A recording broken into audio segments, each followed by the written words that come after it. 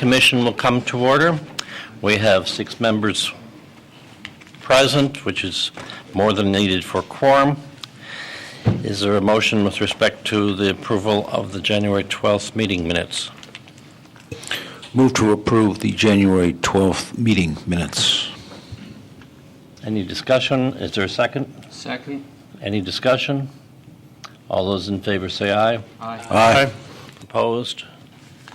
Is there a motion with respect to the approval of the February 8th meeting minutes? Motion to approve. Is there a second? Second. Is there discussion? All those in favor say aye. Aye. Aye. Minutes are approved. Is there a representative from the plan unit development at 3200 Grant Street here? There is, Mr. Chairman. Please go forward. Thank you. Chairman Peters, members of the Plan Commission, good evening. My name is Howard Zweig. I'm an attorney with the firm Drinker Biddle and Reith, 191 North Wacker. I'm here tonight representing Presbyterian Homes, a respected member of the Evanston community for over 90 years. I need to swear in the witnesses. That's a good idea, sir. Anyone who is going to testify in this matter, can you stand, raise your right hand? Do you swear or affirm to tell the truth and nothing but the truth? We do. Thank you. Thank you, Chairman Peters. Obviously, I have the pleasure of being part of a team tonight presenting the project to you, including from Presbyterian Homes, Todd Swartzel, the President and CEO, and Nancy Tolan, Vice President of Facilities, Planning, and Construction. And from Lakota Group doing planning and landscape, Scott Freres. From OKW Architects, John Talty. In the back from Gewalt Hamilton doing transportation and parking, Tim Doran. From Maroos Appraisers, Mike Maroos. And from Kane McKenna doing fiscal impact, Nick Greifer. Each of our team members will conclude their statements by summarizing the plan development standards that apply to the topics they will address tonight. For several years, this team has worked with our neighbors, our residents, and the city to develop a project that addresses the concerns expressed by the core group of neighbors that we have met with. Tonight, you will see the evolution of the project from 2008 to the project as proposed tonight. That dialogue started back in 2008 and continued to as recently as last week. To us, this evolution is very important. It represents a collaboration with the core group of our neighbors. It's not the beginning of this project. There's been a lot of discussion, a lot of dialogue, and compromises to get us here tonight. The result is a project that Presbyterian Homes is proud of, and we hope that the Plan Commission will forward to the City Council with the same enthusiasm and support that has been expressed by most of our neighbors. Without more introduction, I would ask Ms. Tolan to lead off. Thank you, Mr. Chairman.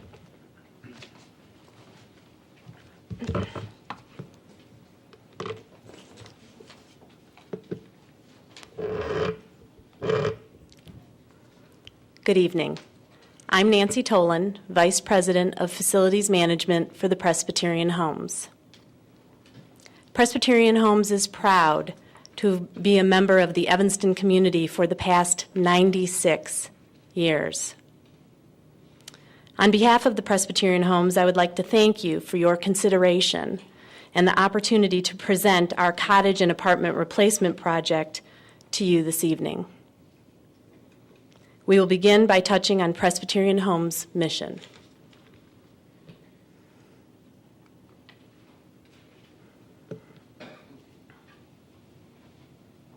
Presbyterian Homes is an independent, not-for-profit corporation.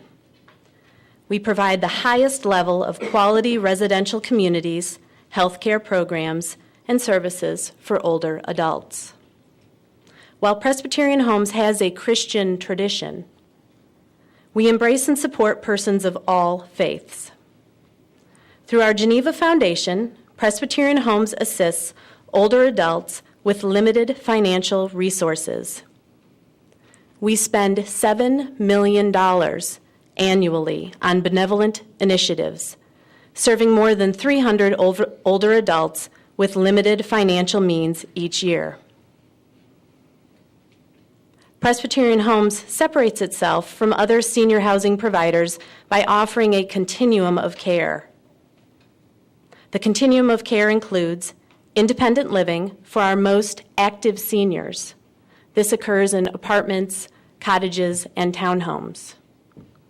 The continuum also provides assisted living for those who choose to live independently, are not yet in need of nursing care, but do need support with a select few daily tasks. Finally, Presbyterian Homes provides the highest quality skilled nursing care as well as memory care for those with dementia, Alzheimer's disease, or other cognitive impairments.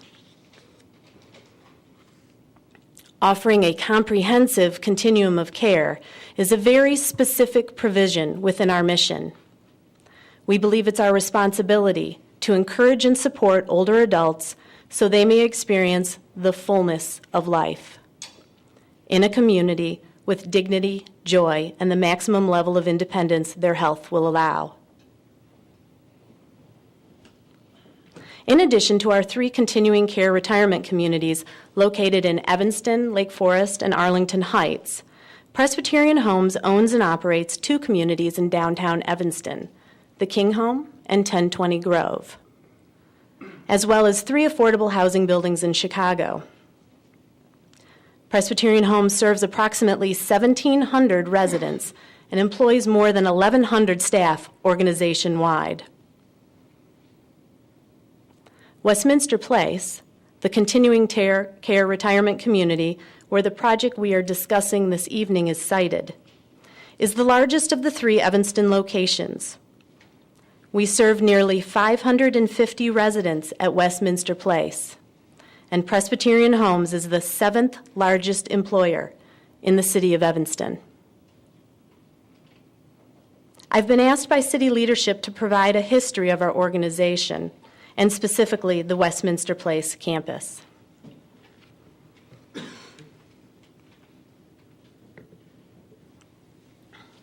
Presbyterian Homes was founded in 1904 by a group of Presbyterian ministers who wanted to establish a home for older Presbyterians with limited means.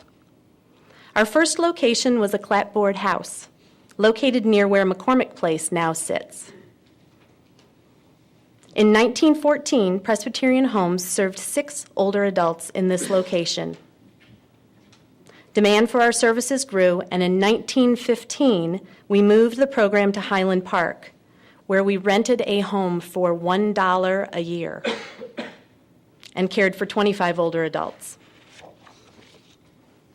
Later that year, as demand for senior living continued to grow, we located and purchased 38 acres of farmland for the specific purpose of providing senior living in Niles Township, later annexed to Evanston.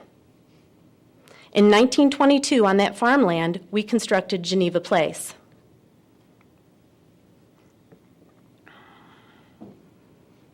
And welcomed our first residents to our new campus, now known as Westminster Place. The Presbyterian Homes mission drew enormous approval and support, and as Presbyterian Homes grew, the mission evolved.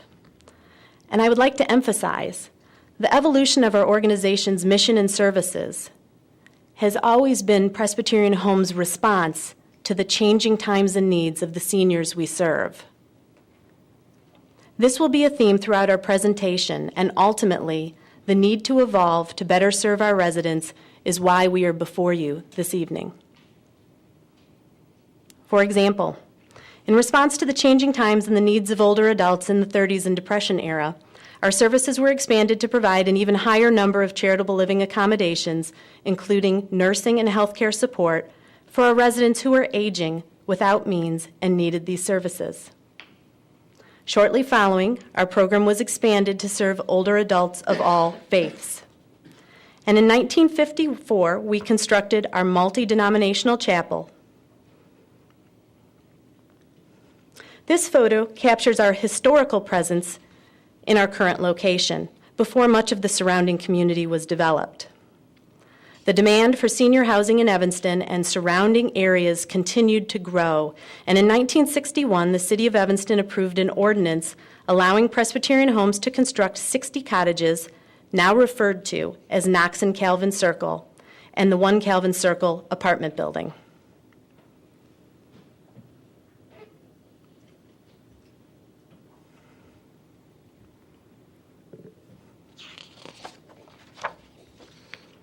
As Evanston's and the surrounding community's needs for health care for seniors grew, the McGaw Care Center was approved and opened in 1967.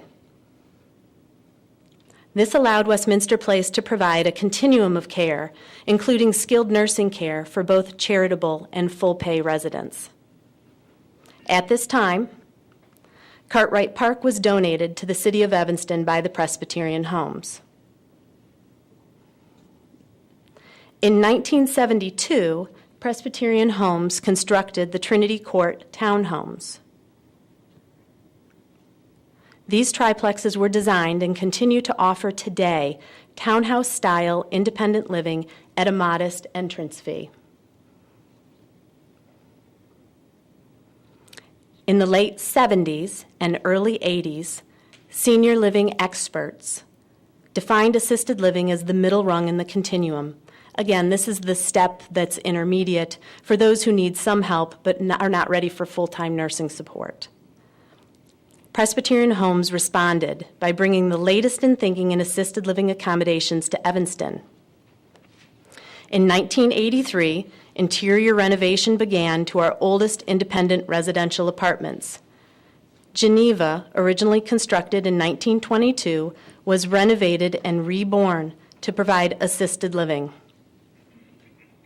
105 independent living apartments were lost through the conversion for this purpose. In 1988 and 2002, to supplement the independent living apartments that were lost, with the provision of the increased health care and assisted living, 1 and 2 Arbor Lanes were opened, each providing 24 independent living apartments.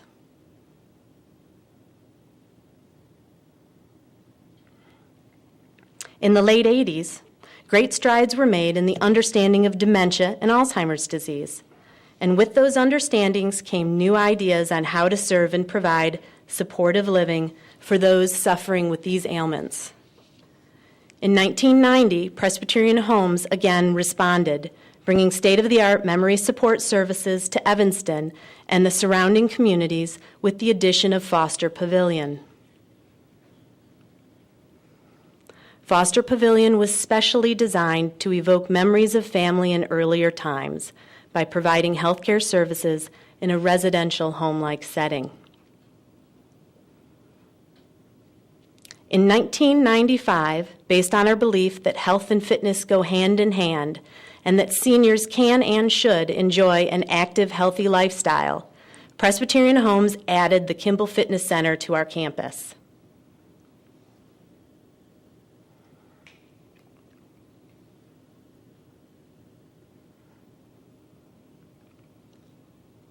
The Kimball Fitness Center provides what seniors expect in a fitness environment today.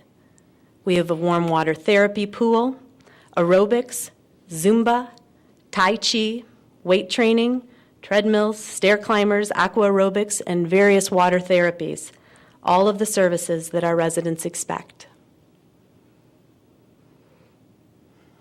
Westminster Place has been meeting the needs of Evanston's and the surrounding community's seniors since 1922. This photo gives you an idea of the vibrant, active seniors we serve today. 11 years has passed since we have sought change to our campus, since we've been before you. A lot has changed in the way industry's leaders, those mission-driven and dedicated to the health and well-being of older adults, provide senior living, health care, and senior services. The residents we serve have changed, as has their expectations.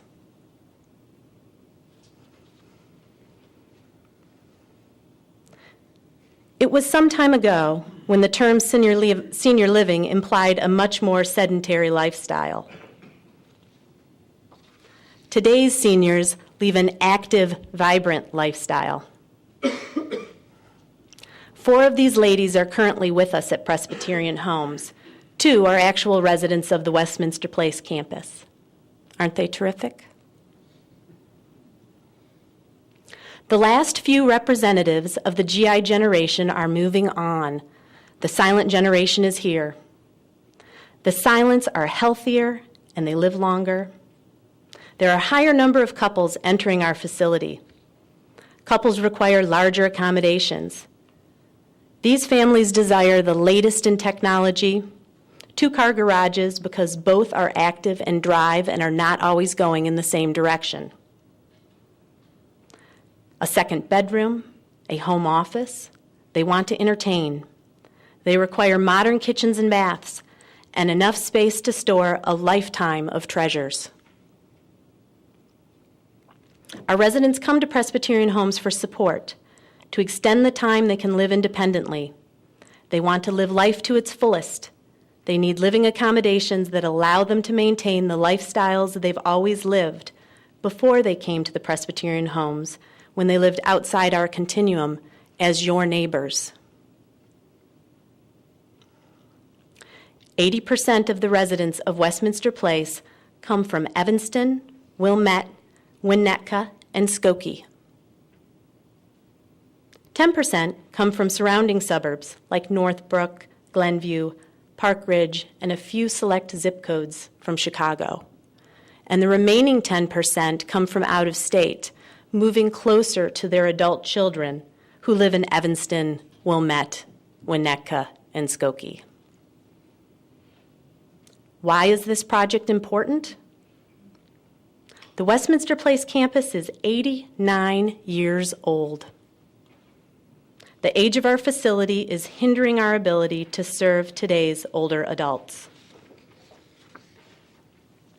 Westminster Place has 2 primary areas of concern.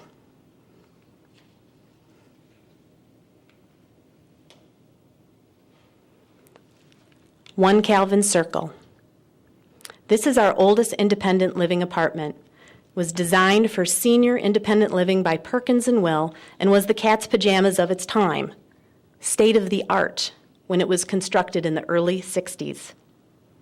It's a well-maintained building, but it's 51 years old and has 51-year-old infrastructure and, most limiting, 51-year-old design. So much has changed in the way we design to meet the expectations of today's seniors. Originally, One Calvin had 145 studio and small apartments, which ranged in size from 360 square feet to 600. 360 square feet is a very small apartment. Most of today's hotel rooms are larger than 360 square feet. These units became undesirable to the mid and to the late GI generation, and for the past 20 years, we have been combining these smaller apartments at turnover. When we are done combining apartments, we will have 80 units of the original 145. This is a reduction of 65 apartments. The remaining apartments will range from 500 to 900 square feet. These will meet the expectations of some older adults, but will remain modest in size and be priced modestly. The second area of concern is the Knox and Calvin cottages.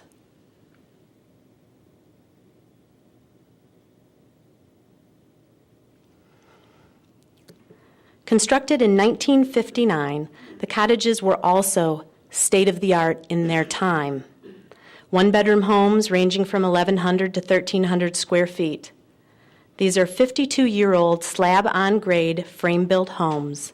They do not have garages or carports attached. Like the apartments, they lack the space and design components today's seniors expect. The cottages are not marketable to today's or tomorrow's older adults. The outdated design and age of our facilities has had a huge impact on the sustainability of our program and campus.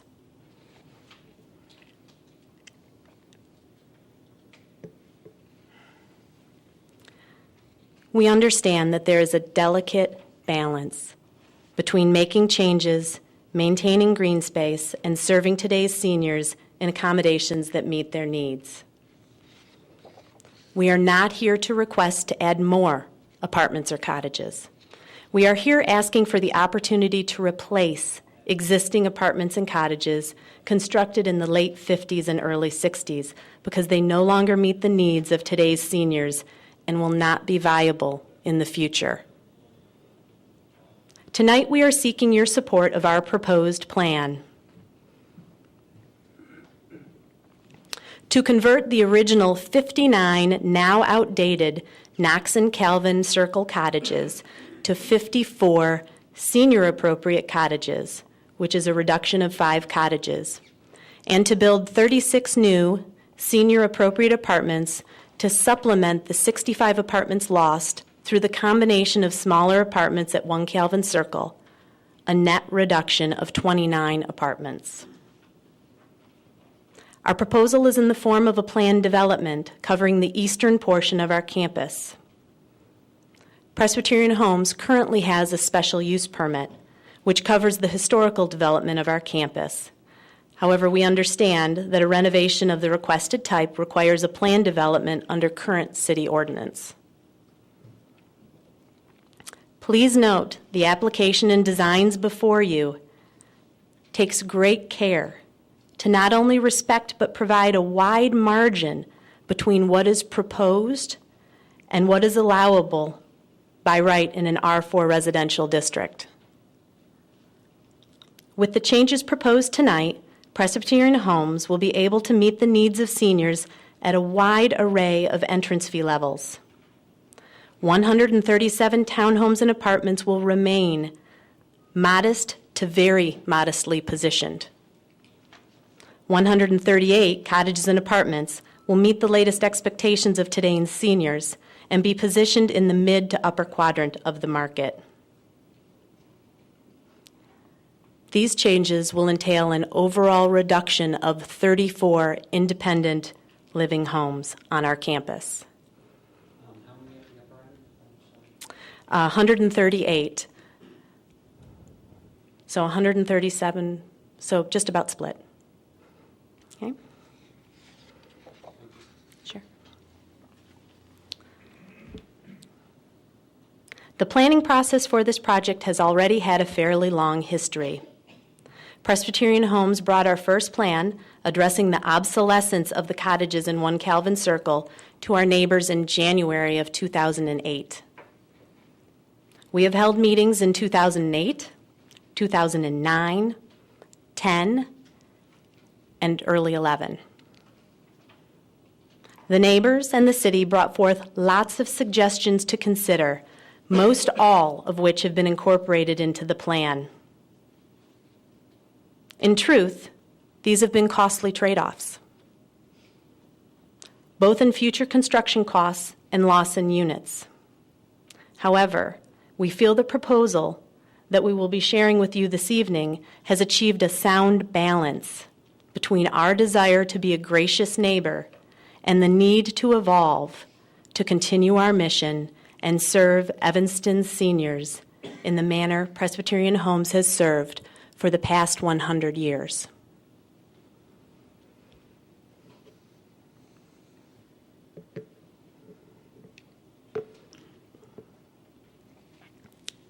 I believe we have addressed the changes in the senior living market.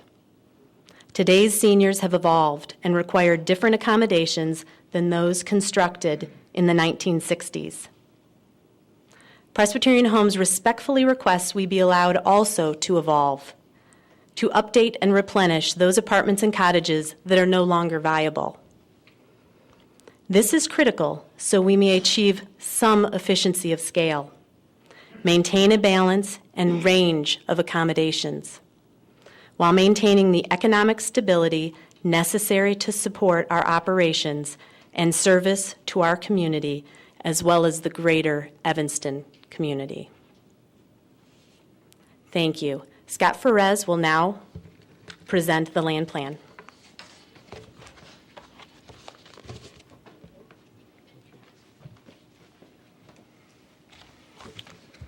Mr. Chairman, members of the board, thank you very much for having us this evening. My name is Scott Ferris. I'm a principal with the Lakota Group in Chicago, 212 West Kinsey Street.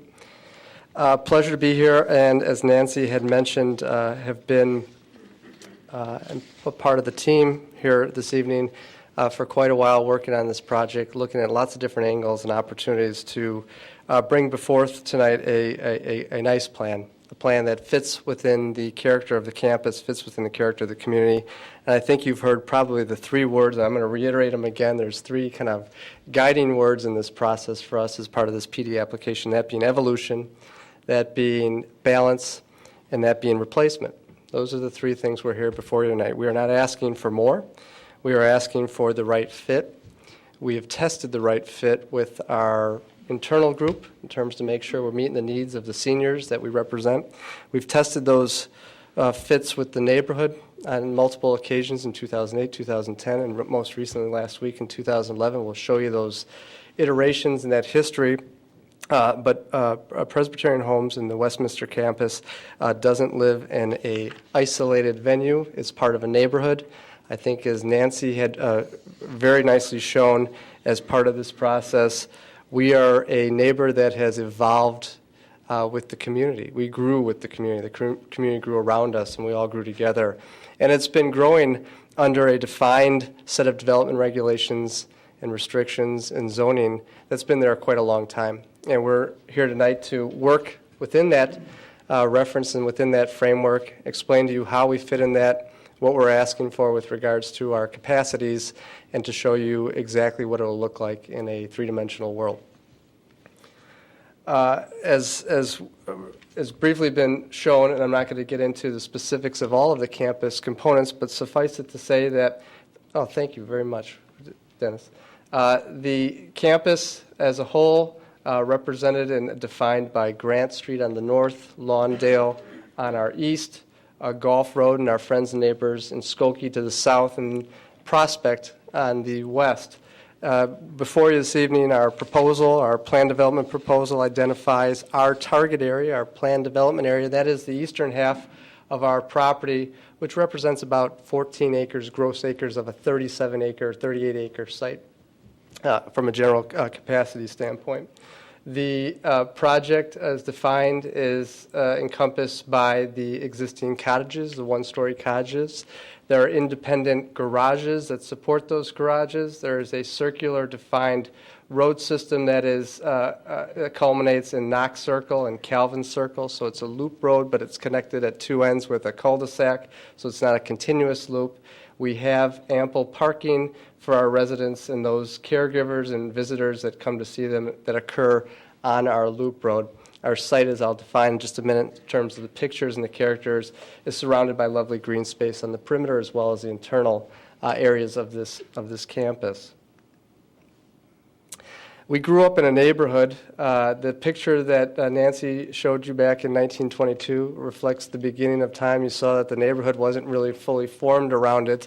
The street system, the grid was there. Our definition of what was Evanston and Skokie was part of that. But we found ourselves a zoning district within a neighborhood that's an R4 district, a slightly higher density residential district within an R1 district in terms of the surrounding property. The character of which is very unique in terms of how those homes and how that neighborhood built around us. And we'll talk about that in just a second.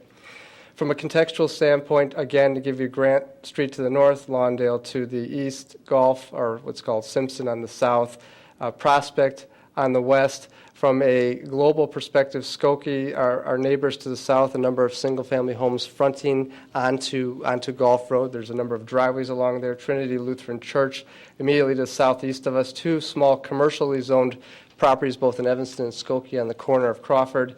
And then, as alluded to before, the donation back in the 1960s of Cartwright Park, which is a nice neighborhood open space to the northwest of our property.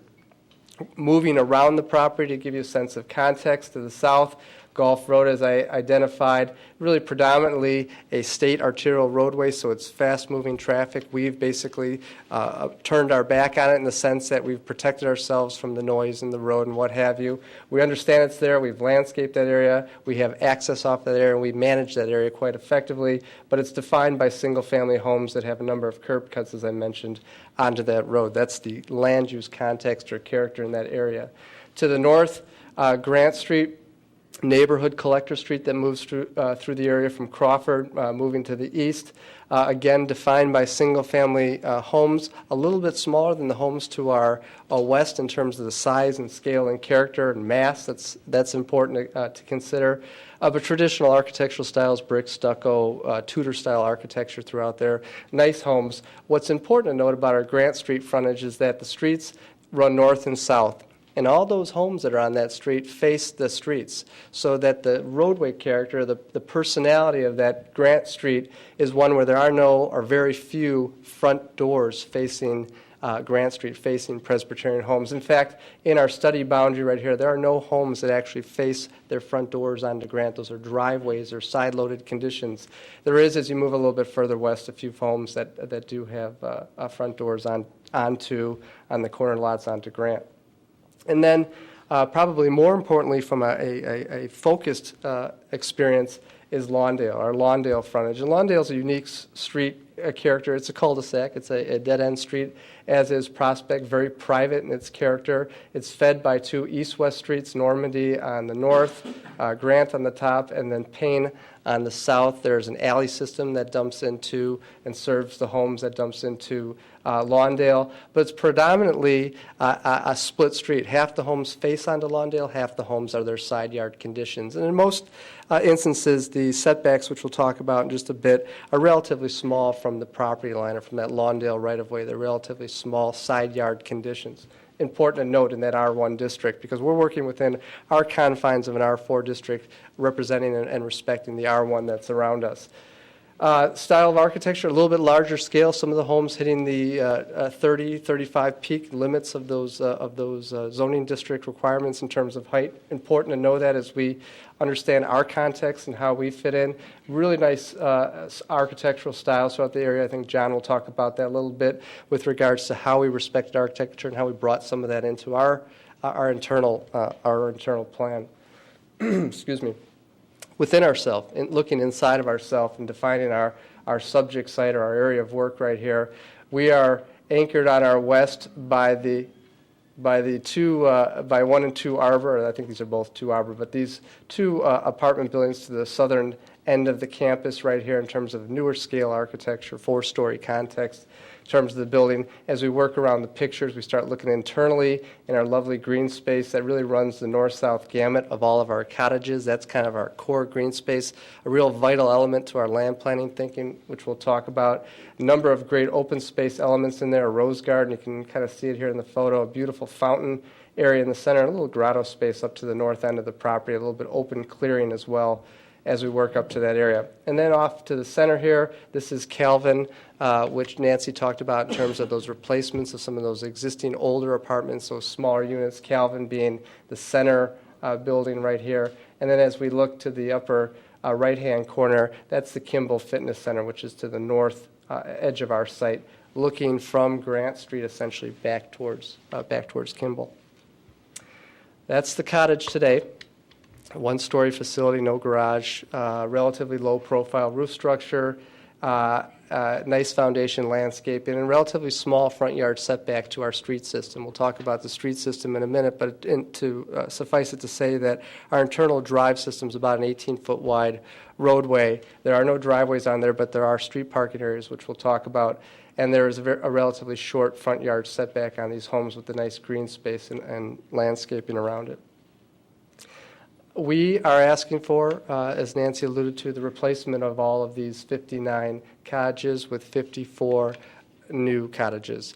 And we're going to go back in time to 2008 and tell you how we evolved to 2010 and 2011, but suffice it to say, the goal in the land planning exercise was replacement of those to try and hit that target of what we're replacing, to identify a location for new apartment facilities that can be adapted and attached as part of Calvin, and then to really work within the road system, the greenway system, and our tree system. We have lovely trees, major component of the campus. How do we work within that? That's going to define our land planning policy and our principles.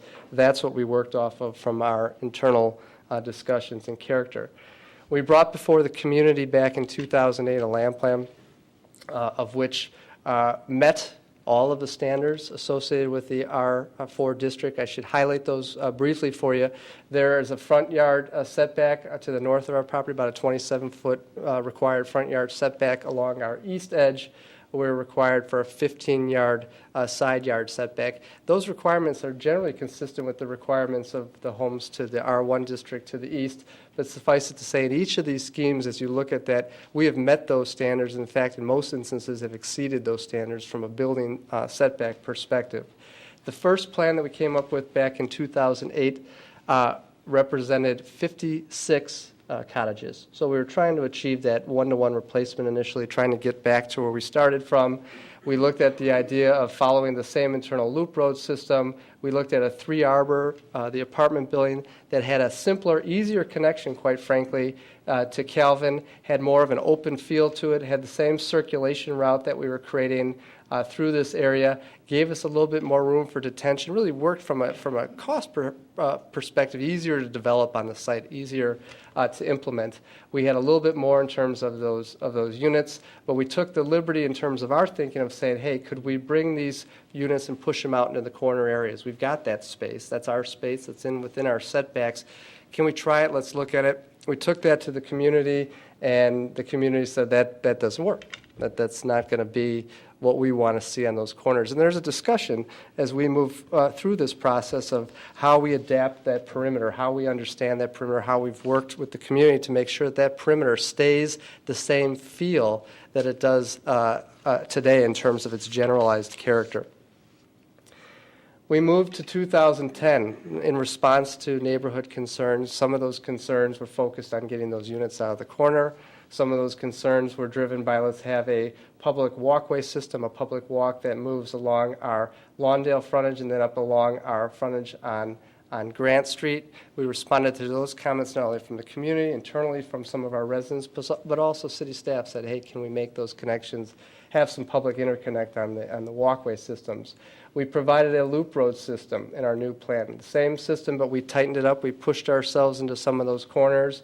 We brought in our new product type, clearly a bigger footprint, meeting the needs of the current seniors. John's going to talk about that a little bit. It's a bigger footprint. It's a bigger footprint. It's 2 units, the highlight of which is that there's 2 attached garage spaces for each of those units, and there's driveway spaces for visitors. So we've taken all of that on-street parking for visitors, caregivers, family, and friends, and put it onto a driveway condition.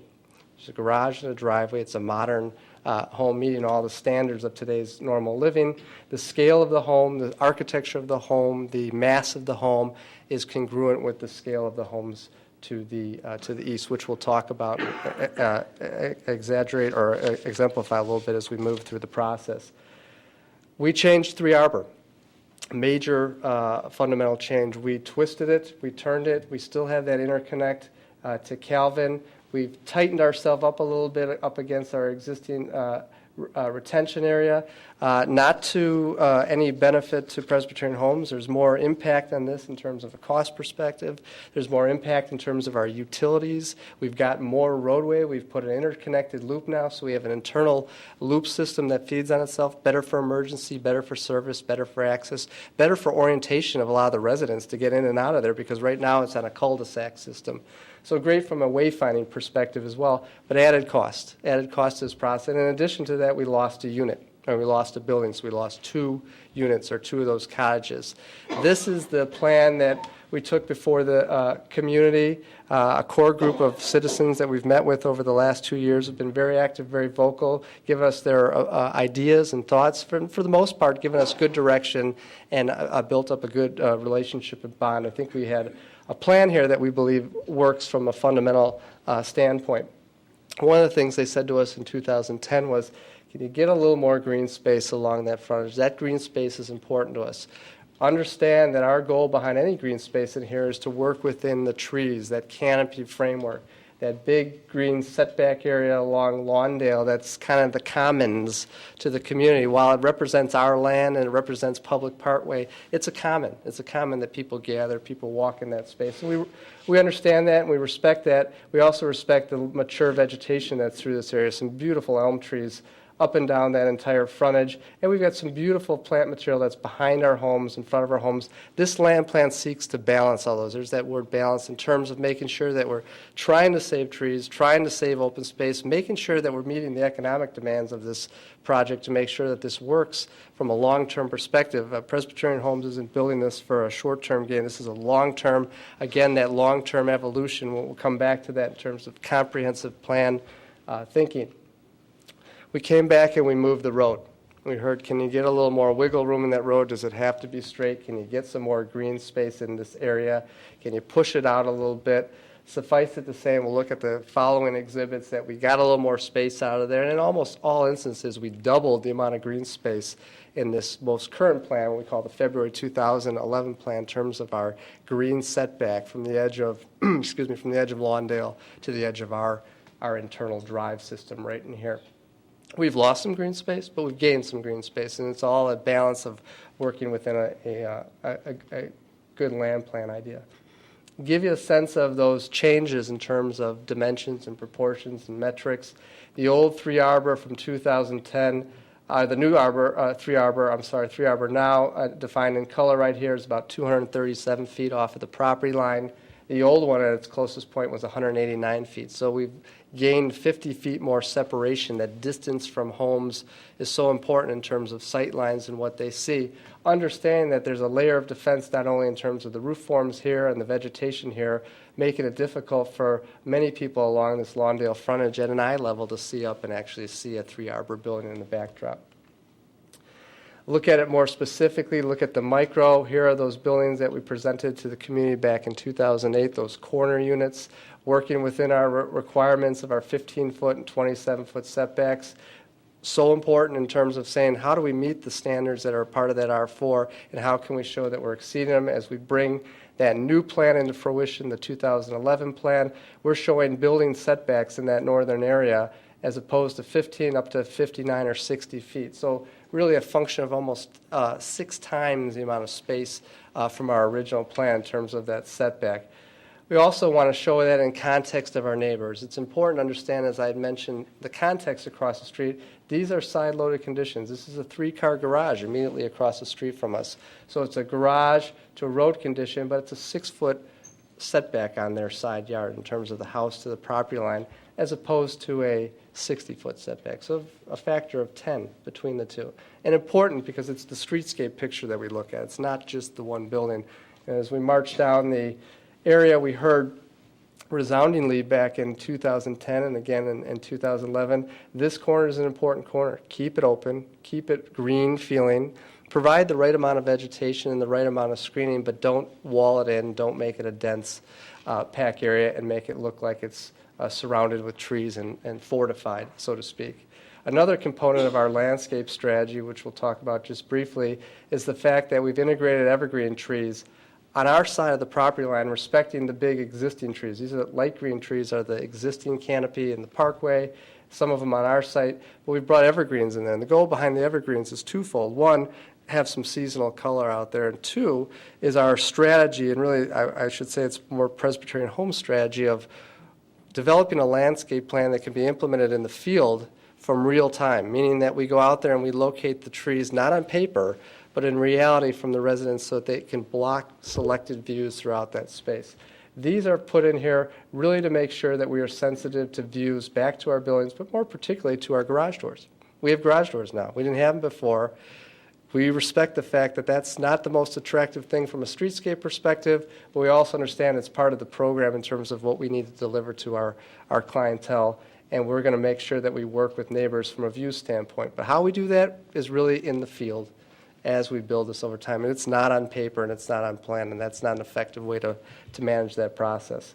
Let's look quickly at the south end of the project, a totally different vibe down here from the standpoint of how the neighbors perceive this area. There is a large berm, about 6 feet high in terms of elevation from one standing here to the top of it.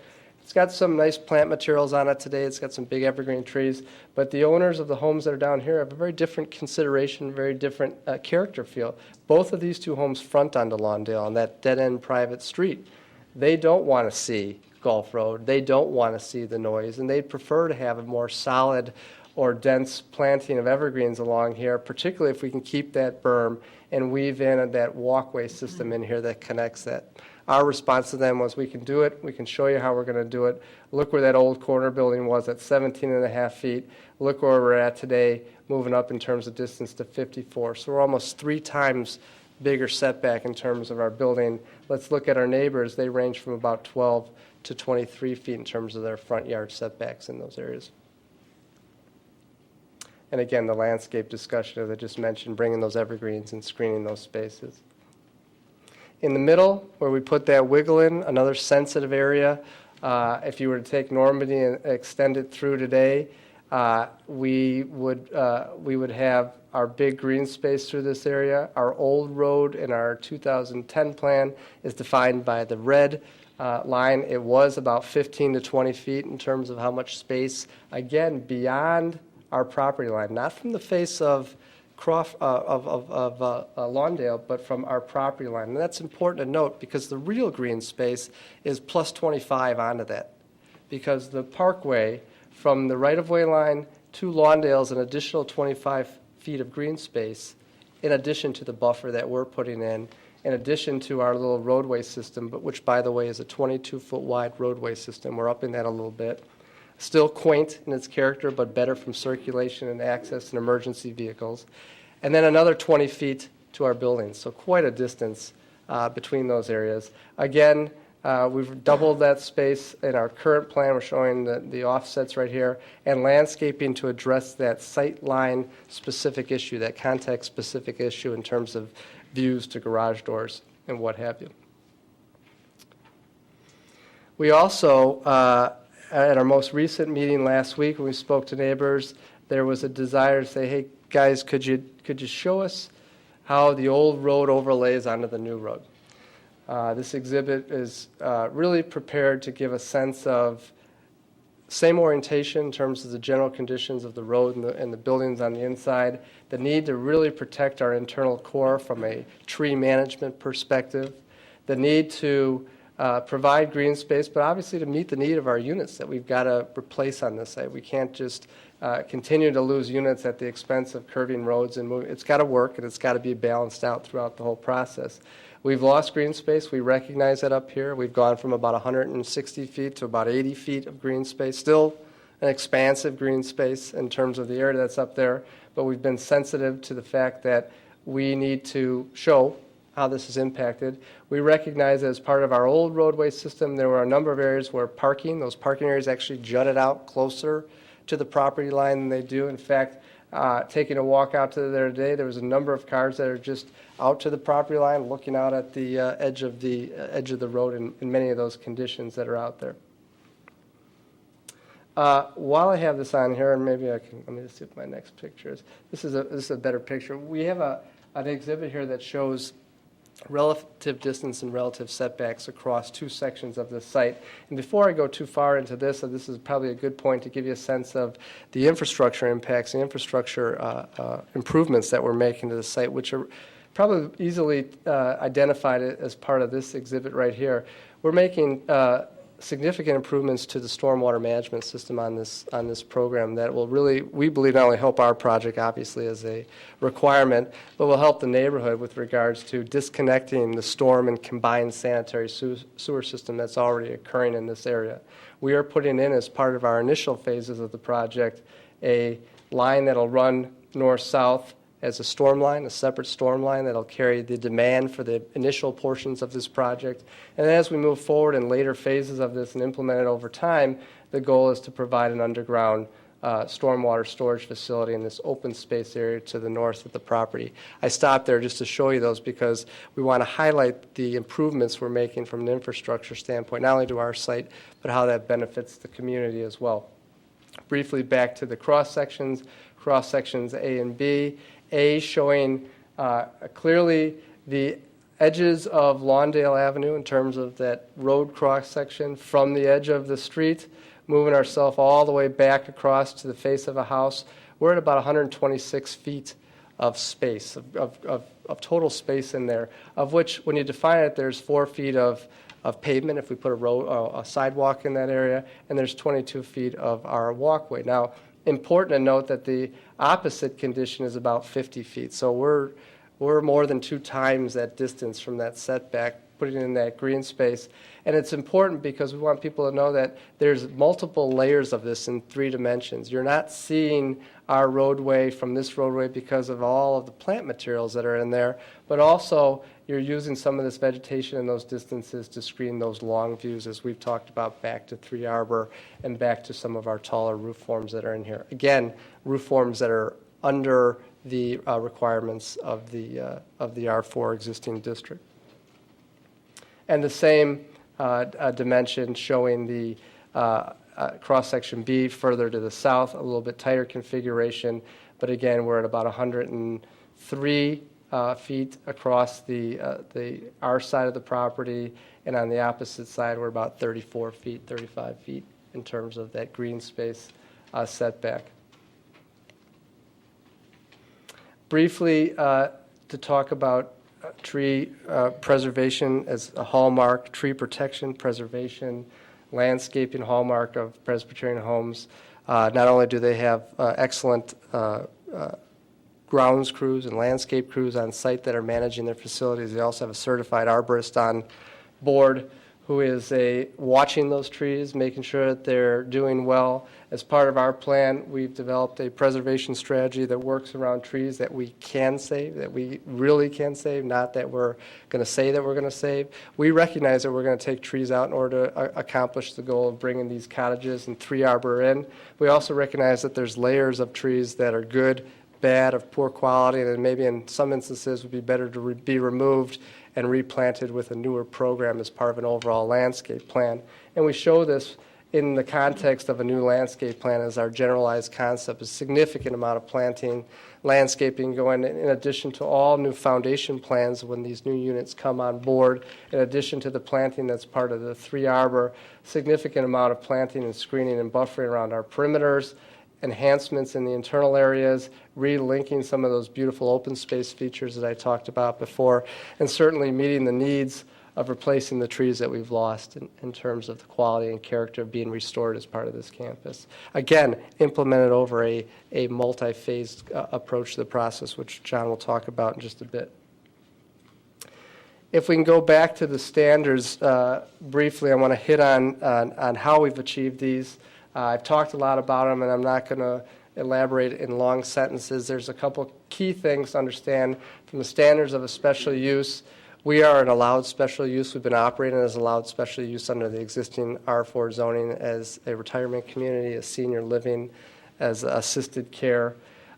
We understand that we are keeping with the purposes and policies of the comprehensive plan. Probably the most important, and I highlighted it again to myself today, was the ability of working with institutions, working with them growing, working with them evolving, and making sure, this is one of the highlights of your comprehensive plan, particularly under our institutions, making sure that they work within the neighborhood context and have no adverse impact. And we're going to show that as we go through our presentation this evening. The word, again, evolving, coming up again, highlighting the word that we are evolving, we're changing, but we're changing within our own context of our space.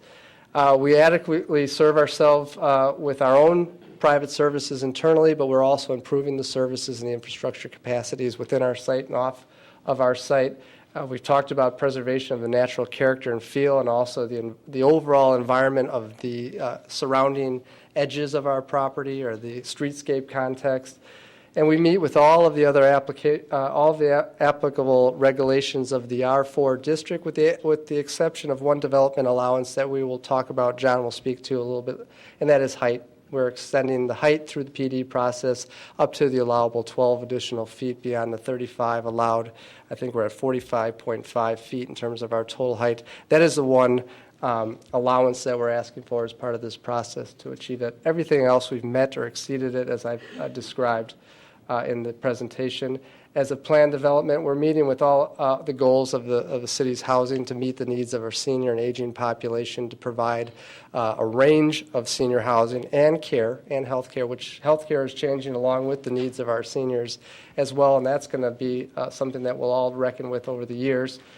We are in harmony with the intentions of the zoning ordinance, of the existing zoning, R4 zoning, the R1 zoning. In fact, we meet with all those standards, and we're compatible to our surrounding context, and have been over the last 88 years as we've evolved and changed and added on over time.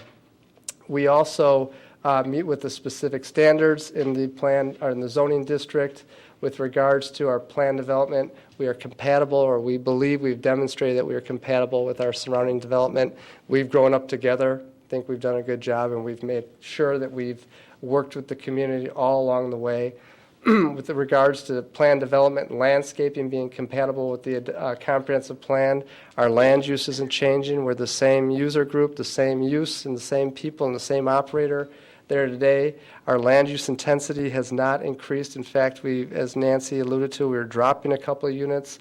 We should say, from an intensity standpoint, adding building coverage to the site. We've added 5% building coverage to the site. We are allowed by the ordinance to up to or no more than 15% addition, so that's 5% additional building coverage on the site from an intensity standpoint. Housing, we're meeting the needs of the housing. We've met with the environmental standards, not only of Presbyterian's high standards, but the community's high standards as well. Working with the character of the neighborhood, again, and good sound neighborhood planning, constantly reaching out over time and on a regular basis with open dialogue. Site controls and standards, meeting the minimum standards of the bulk requirements of the R4 district. Tree preservation to meet the needs of replacement, as well as good tree horticultural and arboricultural care. The boundaries of which we are providing setbacks and transition strips in excess of all of those required under the ordinance.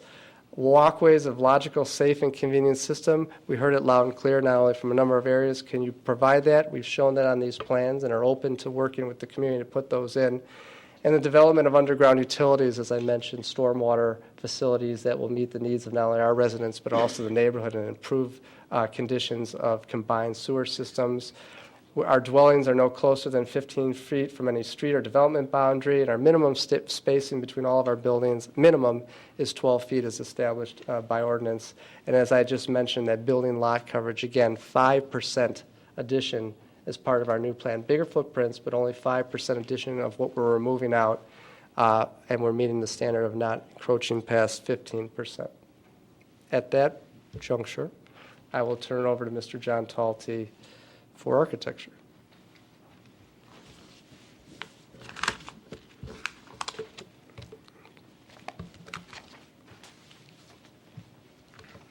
Thank you, Scott. Thank you, everybody. My name is John Talty. I'm chairman of OKW Architects. We're very proud to have been serving the Presbyterian Homes community for almost 25 years now. And my firm has been a contributor to the fabric of Evanston for almost 50 years, authoring such projects as Church Street Station, Sherman Plaza, the Music Institute, working at Northwestern University, as well as numerous homes throughout the community. So both Evanston and Presbyterian Homes are relationships that we appreciate very much and respect, and we hope that respect is reflected in the work that we're performing here tonight. Before we get into the architecture itself, I think one thing we want to talk about is the notion of how this development is going to manifest itself over time. So much of the dialogue tonight, whether it be from Nancy or whether it be from Scott, has been with the notion of a sensitivity to the neighbors and understanding the impact that this all has on them. So as we began this process and formulated thought for tonight's presentation, we decided to come up with an area defined by this darker green zone on the plan and call it a zone of priority replacement. And what that really means is simply as the market begins to catch up and cottages become vacant and residents get relocated within the context of the Pres Home community to other areas, we want to tackle the first attack of redevelopment wants to be in that eastern edge so that we can get that done quickly and, in a sense, form a new boundary for the neighbors across the street. One of the things that we are requesting as part of this plan development submission is the fact that upon approval, hopeful approval from you folks and the city, there would be a lag time of up to 4 years before we are getting a building permit from the city so that we can allow some momentum to develop and allow the amassing of units to gather so that we can execute this zone of priority replacement in less time versus more. The hope would be, rather than pick these buildings off in single events, we'd like to do that in a series of events that might be 2 or 3 or 4 buildings at a time, 4, 6, or 8 units, so that this whole area is developed in less time than in more time. And again, creating this new streetscape for the residents across the street from Lawndale. One thing to mention is that as part of this process, all construction access would be off of this main entry on Golf Road and would be monitored very closely by the staff of the Presbyterian Homes. And we want to be very respectful of that process, the construction, and the inconvenience that it may mean to the neighbors across the street, as well as the existing residents within the context of the property. So that being said, let's move on to the architecture. Again, as we've talked about this, our relationship with the residents east across Lawndale is important to us. So we want to think about this development and its architecture eastward, moving west into the body of the campus. This street in front of us here is Lawndale. And what we did is we went out to the site and we photographed an existing condition of the property. This happens to be just south of Normandy. And we captured existing trees here, back here, and we located, through the use of the computer, the placement of the cottages that we have proposed, which at a minimum at this point are 54 feet from the property line, understanding that they could be as proximate as 15 feet from the property line given the R4 zoning. But we wanted to demonstrate the fact that through the combination of existing vegetation that we're working very hard to maintain, and the landscape that Scott just talked about in his presentation, a combination of the opaque evergreens, ornamentals, and ground cover, that the impact of these buildings is going to be much less than might be considered in looking across the street. Again, the road, our inner circulation from this view is almost imperceptible. The one thing that's inaccurate in this image is the foreground, because so much of that side yard or front yard of the properties across the street is vegetation. We couldn't accurately even depict what this view corridor was going to be because of all the vegetation in that foreground. So that being said, let's move further west inboard to the site, and these represent potential cottages from that Calvin Circle roadway that we spoke of. It's important to note that the buildings we very much want the buildings to be contextual within the context of the community, both east, north, and west, the single-family residences that surround the Presbyterian homes. This is single-floor living, excuse me. All bedrooms, masters, so forth, on the first floor. There is an attic space provided in these buildings to supplant the fact that there will be no basements in these structures. These will be built on a crawl space. And so storage for a typical unit will be, in a sense, in the attic. We've provided architecture to represent more of a single-family residence rather than just the mass of roof, but the residents themselves will live within the context of a single floor. The building materials are going to be stone, brick masonry, stucco, and siding, and a combination of all of the above. As we've talked about, garages play a part in this architecture. We're not going to deny that. The parking that typically occurs on the street or in the areas off the street here along Lawndale, cars will now be within the context of a two-car garage or within the context of the apron for those units. And again, each of these buildings represent two cottage units conjoined into a single building. The building heights of these cottages, and we'll see this in greater detail in the next image, range anywhere from about 31 feet to 34 feet to the peak of the roof, to the highest point of the roof. Current R4 zoning allows for a maximum roof height of a building in the R4 district to be 35 feet, only that's measured to the midpoint of the roof instead of the highest point. So with us being 31 to 34 to the peak, we're well within the context of the allowable building height in the R4 district.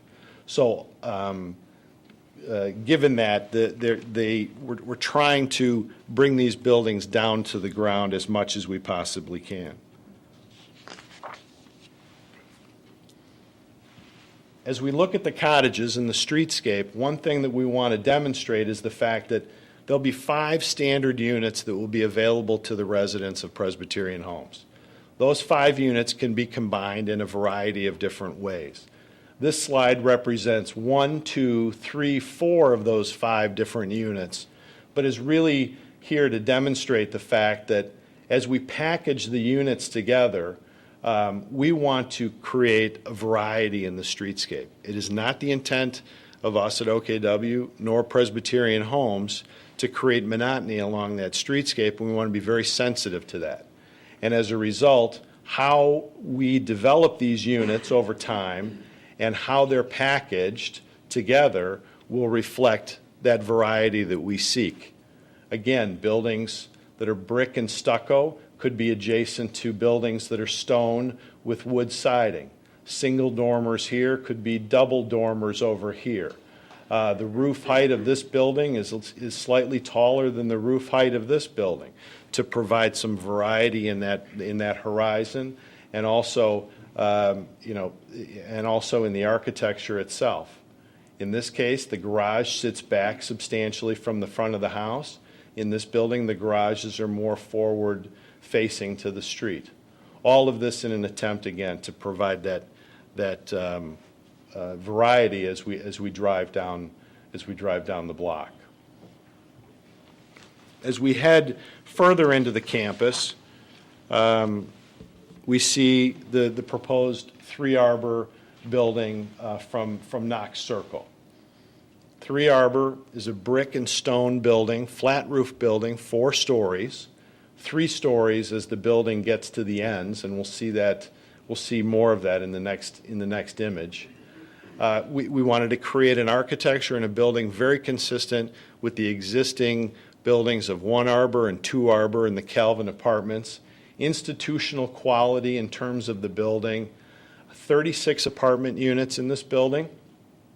The other thing that's important to know is that below this building sits 90 parking spots, underground, enclosed, conditioned space.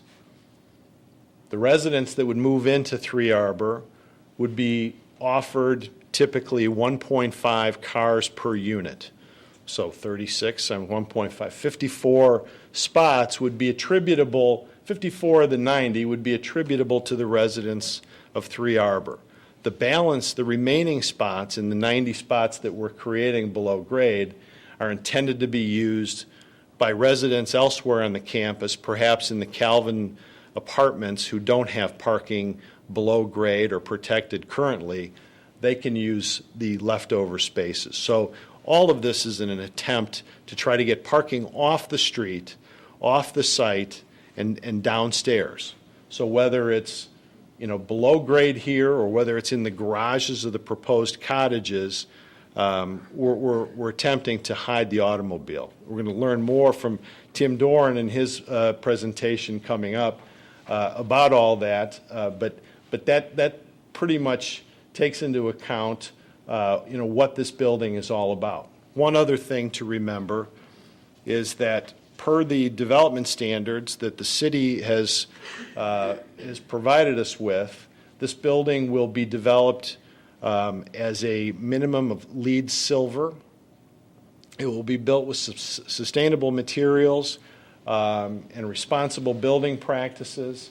Again, it's really an institutional quality building and will meet or exceed the City of Evanston's LEED requirements.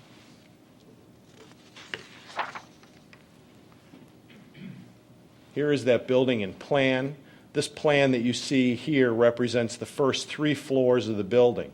I spoke before of the fact, excuse me, that the building is 4 stories in height, but as the building stretches to both the north and south, it drops to a 3-story building, hopefully helping the building meet the ground a little bit more gracefully and better integrating with the cottages nearby and beginning to address the sensitivity to the neighbors around the site.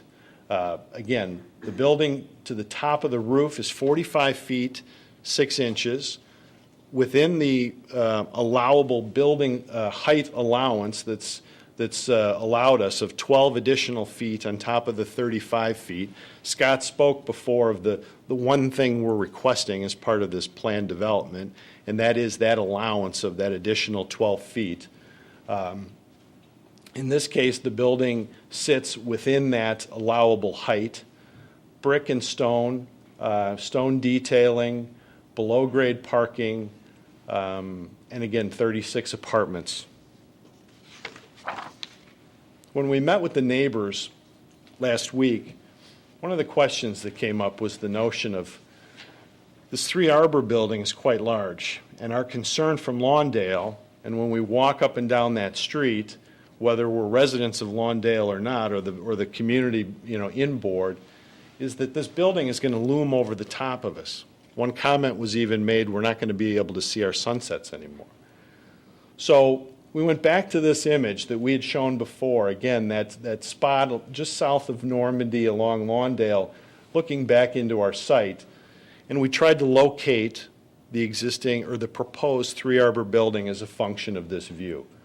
That building does not exist in this view. The building sits somewhere over here, further south of this view. So what we did was we kept moving along Lawndale to a place where we knew we could see it. We could see it through the trees. We could see it between the buildings.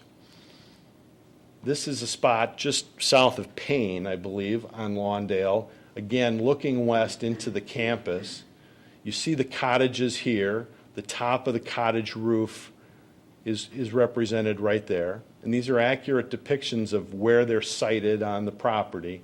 The top of the adjacent cottage is right here.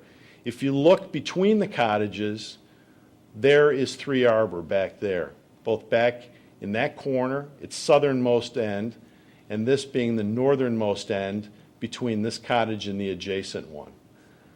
The reality is that the heights of these proposed cottages completely mask the overall height of the 3 Arbor building that's proposed.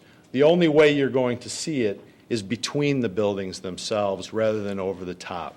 And I think it's important to know that. We want to be, again, we want to we want to accurately represent this. We want to be good neighbors to everybody, and we want to make sure that the impact of that building is lessened as much as it can be. We've done that in the reciting of it, and we hope that this image begins to tell a better story of where it sits on the site and how it will impact the community.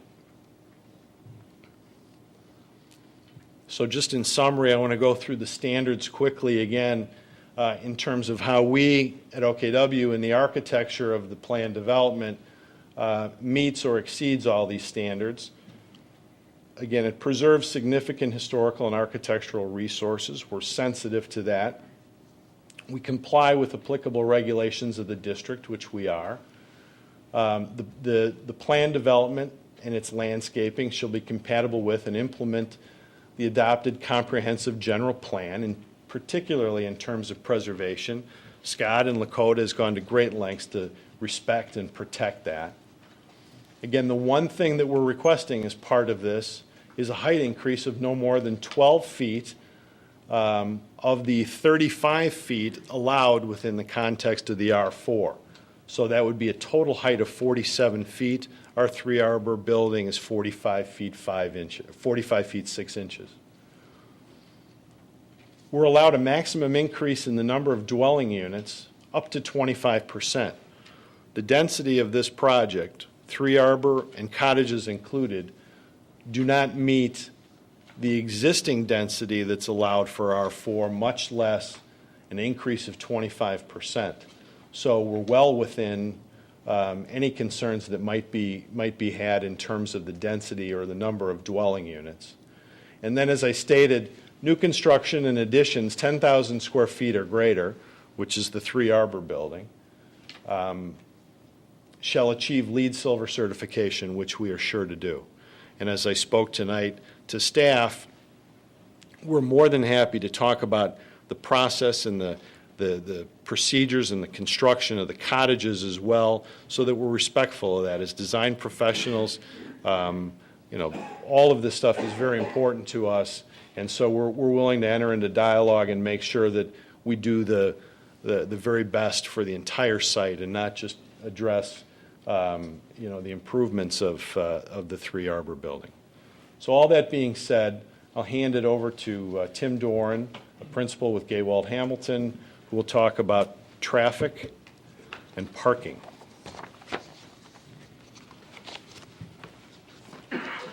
Evening, Mr. Chairman, members of the commission. I'm very happy to say I can speak to you tonight because I thought possibly I'd have no voice by the end of this, whatever I'm dealing with. That's why I'm sitting alone over there. No one will sit with me. My name is Tim Doran, for the record. I am Director of Transportation for Gaywald Hamilton. We have 3 offices in Gurnee, 850 Vernon Hills, Forest Edge Drive, Vernon Hills, and I'm at 212 West Kinsey in Chicago. It's our Chicago office. I run our Chicago office. I've been told to say this over a number of appearances lately that I've done a lot of work in this town. I guess as by means of resume, I'm told to tell plan commissions that, whether it's here or Downers Grove or in the city of Chicago. I did your downtown plan, did traffic and parking analysis, and had the pleasure of working with Dennis and his staff. And so I'm very familiar with Evanston and certainly familiar with this area and this project site. Normally when I come up here, I plan on being here for hours talking about traffic or getting questioned, but this one is pretty straightforward. But if I may add parenthetically, before we go into this, that we always evaluate these things by use of standards. And so much of traffic and parking is anecdotal, and we try and take the guesswork out and be as scientific as possible. This was fairly easy because there's a reduction in units, so there's a reduction in traffic. And I've learned over the years, especially in Evanston, that I don't minimize traffic because nobody likes it unless you have a 7-Eleven store on a busy street or something, then you love traffic, but nobody likes it. But I don't minimize it. But in this case, just for the record, there'll be a reduction in units, and I think it's important. Secondly, I think I mentioned that we use standards to evaluate. Third, and maybe most important, before I started, I spoke to Rajiv in your engineering department to coordinate what our protocols would be and how we would approach a study. Having said all that, if I may walk through some of the highlights.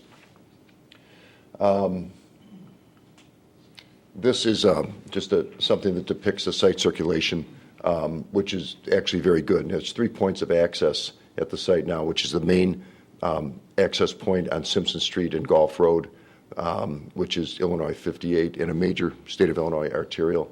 And then there are 2 points of access on Grant Street. Did I go one slide too far? No, I'm here. Okay, and this is obviously our site.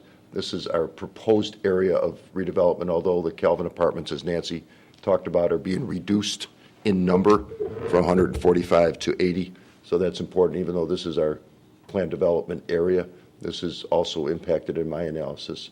Pedestrian and circulation connections to all of the local streets, Normandy and Payne. Scott already did a nice job of explaining the roadway circulation around the site. And then we are making a major improvement, and that's the connection along this point here with the construction of 3 Arbor. These roads will now connect where they truncate currently, and they'll now connect in between here. So that's an improvement. I also mention on the next slide, I'll get to the next slide.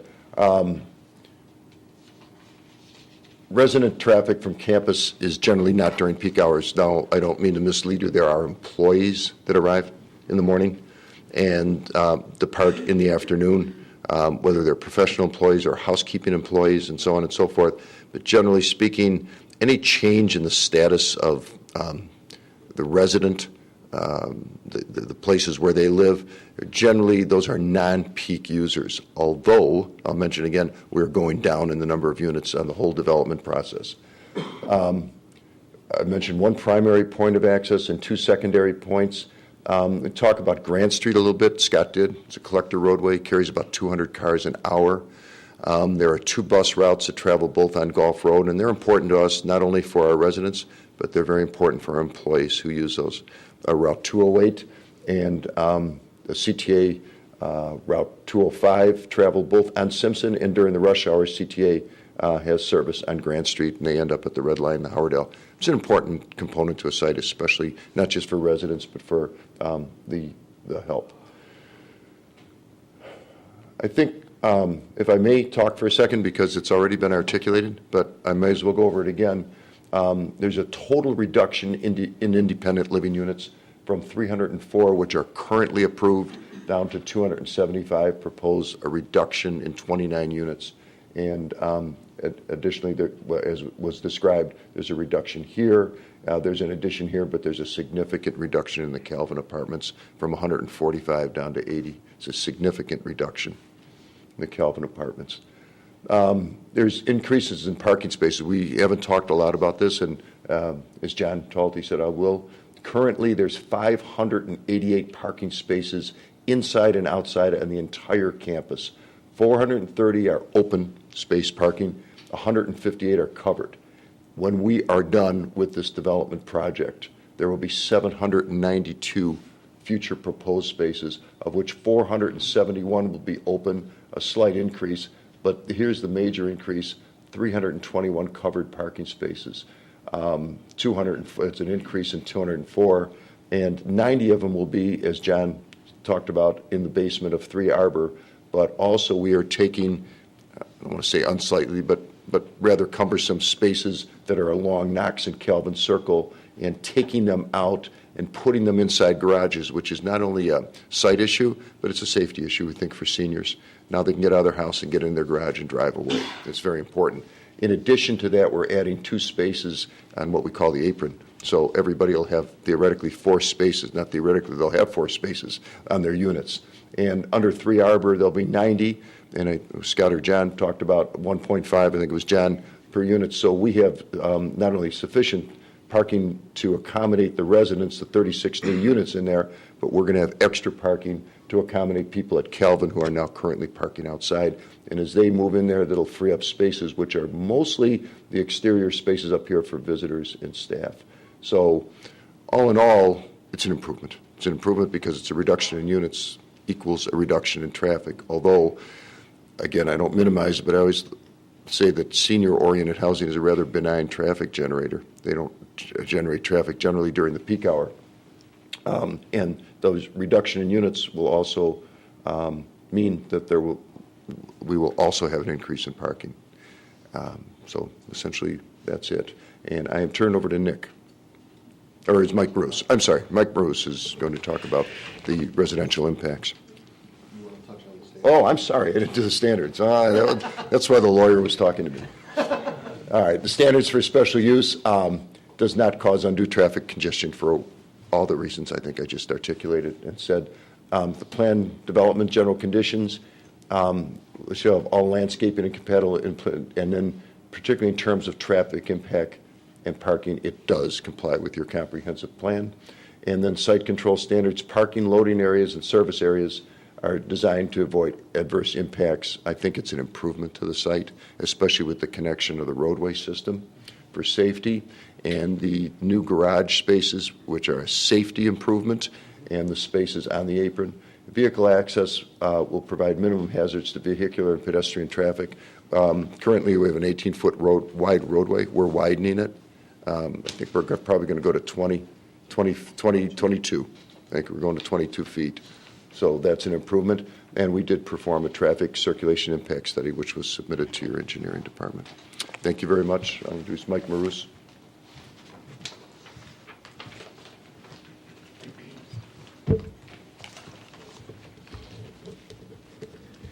Good evening. My name is Mike Marus. I'm president of Marus & Company, which is a full-service real estate appraisal firm located in Park Ridge. I've been proud to be involved with this project over the last couple of years and with an outstanding team, and have also worked for the city of Evanston for over the past 15 years in a variety of land use and some litigation projects. Have also done extensive work in the community, from single-family residences to work with Mather Lifeways, to work with Northwestern University in a variety of downtown office, multifamily projects throughout the community. Have also had significant experience with assisted living and independent living projects throughout the suburban area, including Lake Forest Place, Sedgebrook, Mather, etc. In this instance, I was asked to look at the project and look at its impact on the surrounding neighborhood and to take into consideration if there was any negative impact in regard to this project. What did I do? Simply, I had the benefit of the research and the work done by the team, the planners, both from land planning, the traffic, the civil, which I don't think you're hearing any of that tonight, the fiscal impact, and the project and the history of the project itself. And also then did what an appraiser generally does, look at the market, look at the zoning, look at the comprehensive plan, look at sales transactions. And I think we got this, but this will be the summary of some informational slides that I'm going to go into. But basically, we went into the immediate neighborhood, and we went immediately north of Grand Place, which are typically what I would say residences, single family, on relatively small lots that are typically reflecting prices in the $300,000 to $500,000 range, and then look north and east, where the lots are significantly larger and the prices can be 50 to 100% higher on average. And we looked at sales velocity, we looked at absorption, we looked at the ability to hold pricing as a percentage in regard to the asking prices. The reality in the last 3 years, the residential market's been awful. It's been awful everywhere. In my experience and observation, Evanston has held its own. And it's also been a situation that the higher the value, typically the longer the marketing period, the softer the market. So this has impacted some of what we see in the market on a daily basis. But Generally, the neighborhood develops higher average sale prices and higher sale price to list prices percentages consistent with the city as a whole. Market times are generally lower than average, particularly at the lower end of the market. Marketing times are higher than average at the higher end of the market, but that's pretty typical throughout the North Shore and Evanston. What was done here when we initially started working on the project in 2009 basically, looked at a variety of sales in the immediate neighborhood. So here we just trended location, sale price, list price, and this is kind of a key component, which is price differential to the list price, which basically showed that these properties were selling plus or minus with about a 5% discount to list price, which is pretty significant. This is just the date. This is older. This is generally showing the lot sizes, and this is generally showing just the room count, and this is the marketing time.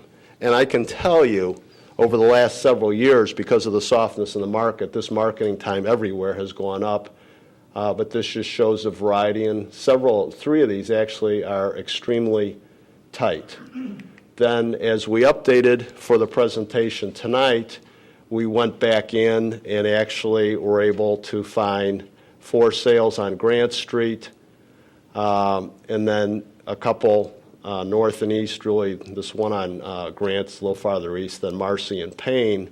And again, the price differential softened up a little bit. It's now, some of them have dipped into the 80% range, but most are still in the 90s. This obviously shows more current dates. The lot sizes, the bigger lot sizes generally are with the larger houses, as we can see the room count. And then the marketing time, again, we don't see any single digits in this characterization, but the marketing time is still pretty strong. This asterisk just kind of reflects the realities of the market, where somebody took their house off the market for a while and then put it back on, and people do that to essentially, so it's not look like it's on the market for a significant time. After a review of the proposed project, and I'm not going to go through all the expert testimony that you've seen, but simply this is a replacement project. This is a use that has been there for approximately 90 years. It serves the community. What's going to be developed is going to be better aesthetically. It's a project that there's going to be an expenditure of over $40 million. It's going to eliminate obsolescence from a real estate standpoint. It's going to provide garages where there's not garages. It's going to provide functional space, better use of space, more bedrooms in the cottages, more storage. It's what the market demands. My conclusions, as we can see up here, but basically that after my study and analysis, the existence of Westminster Place has not had a discernible negative impact on the sales of single-family residential properties in the surrounding area or on the sales of specific houses located proximate to the campus. The proposed development, in combination with the renovation and combination of units, will actually reduce the number of living spaces. The older duplexes that date from the 50s and lack garages are really obsolete by modern standards, and they will be replaced by modern construction. This is typical of the teardowns that we've seen at Evanston and Wilmette, the North Shore, Hinsdale, Park Ridge. It's just what's been evolving over the last 25 years. The design and replacement units is a benefit to the neighborhood. These units will not be in direct competition with the existing residential development. One of the issues is somebody said if we had a blank slate with 37 acres, what could you do?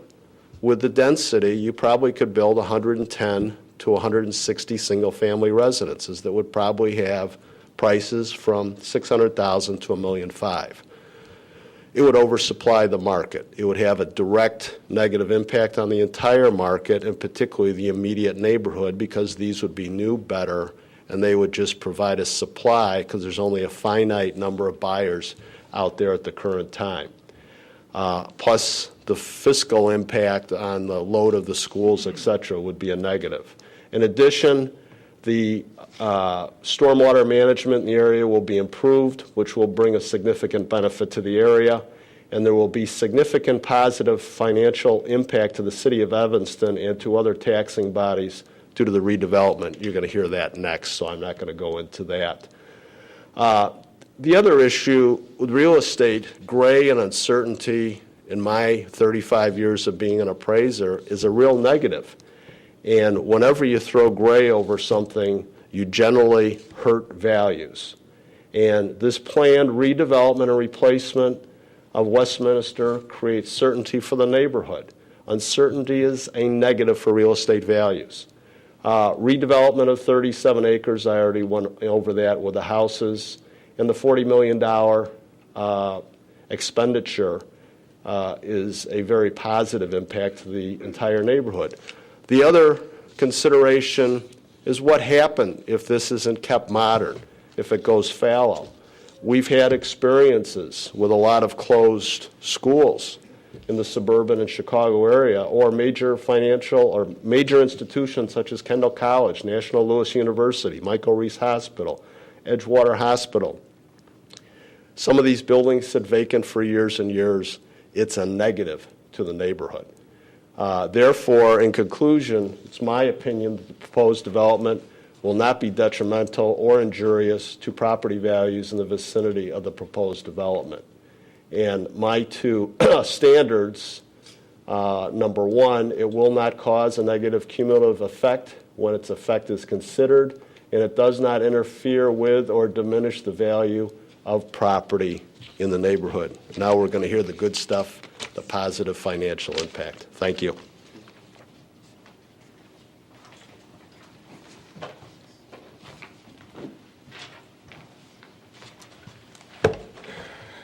Good evening.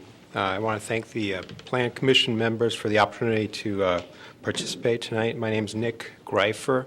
I'm with Kane McKenna and Associates. We're a financial advisory firm that does fiscal impact analyses and assists on other types of projects for municipalities and taxing districts in northeastern Illinois. We've been doing this since 1984. Pleased to be here tonight before this board. I just, with that as background, I do want to talk a little bit about the context for the decision making. The theme tonight's been evolution. West Presbyterian Homes is looking at evolution of its units, but the city too is looking and at a situation where it has to evolve as well. Probably no need to remind you, but the cities and villages and other taxing districts throughout the northeastern Illinois are facing a lot of financial constraints and the need to grow its tax base over not just over the near term, but over the long term.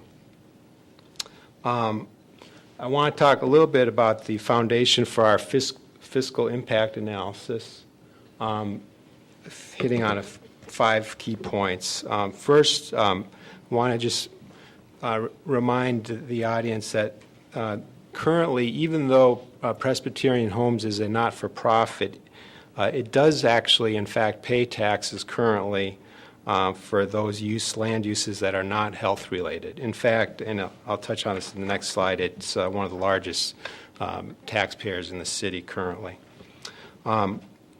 Second point is that the project, as was mentioned earlier, is a replacement project that consists of 2 components. There's the Westminster Cottage replacement involving 54 units, again a replacement, and secondly the 3 Arbor Lane project. So that was the scope of our analysis, was to look at those 2 components. We didn't look at the campus-wide. We focus on this project-specific area. Thirdly, we looked at the absorption rate, where there would be a multi-year period where these units would be built, and then based on projected market acceptance, we thought it would occur in a multi-year process over an 8-year period, 2013 to 2021. Whereas 3 Arbor Lane would be a more compressed absorption schedule, primarily in 2016, with occupancy and construction finished in 2017. Fourth key point, as far as fiscal impact on, and maybe this is an obvious point, but there would be no school-age children added to the city of Evanston and the school districts serving the city. And then lastly, the city will receive not only property taxes like the schools, but also a variety of positive impacts in terms of things such as utility tax revenue, additional sales tax revenue, due to the fact that residents in these newly proposed structures would be spending a portion of their income locally, and then certain income tax and revenue sharing from the state with the local government, the city.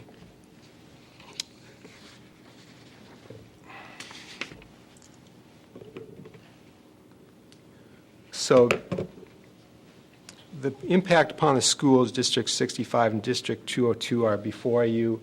In terms of a cumulative amount, the fiscal impact would be a huge positive to District 65, which has a slightly higher tax rate. Over a 20-year analysis period for our analysis, we project about $1.8 million cumulative accruing to District 65. Whereas District 202, which has a slightly smaller tax rate, would receive a financial benefit of $1.2 million. Essentially, because there are no school-age children, the gross equals the net. There is no offsetting expenditures incurred by these two taxing districts. I do want to jump back to the $587,000. Currently, Presbyterian Homes is, as I mentioned, one of the largest taxpayers in the city at $587,000. This proposed project would only make the Presbyterian Homes an even larger taxpayer for this city. In terms of the impact on the city itself, the municipality, again, a positive financial impact in terms of not only incremental property taxes or additional property taxes to the benefit of the city, but also the other taxes, revenue sources that I mentioned earlier. We estimate that over the 2012-2032 period that it would result in a fiscal impact net of $794,000. I did not put in here, but on an annual basis, that would be about $55,000 annually to the city net once the project is at full absorption and occupancy. So in conclusion, there's an overall positive benefit to the city and the schools of $3.8 million over the 20-year period, which would be frankly, a great, tremendous positive impact fiscally for the city as it seeks to conserve and expand its tax base. To recap, in terms of meeting the standards, it will have a positive impact on the schools, public services, and facilities. And then for Standard J, it will conserve and, in fact, grow the taxable value of the land and buildings throughout the city while retaining taxable land on the tax rolls.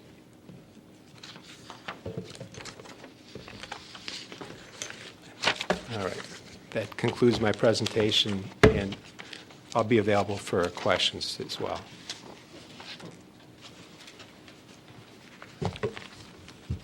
Thanks, Nick. Nancy mentioned three words that I think are worthy of repeating in summary. Evolution, balance, and replacement.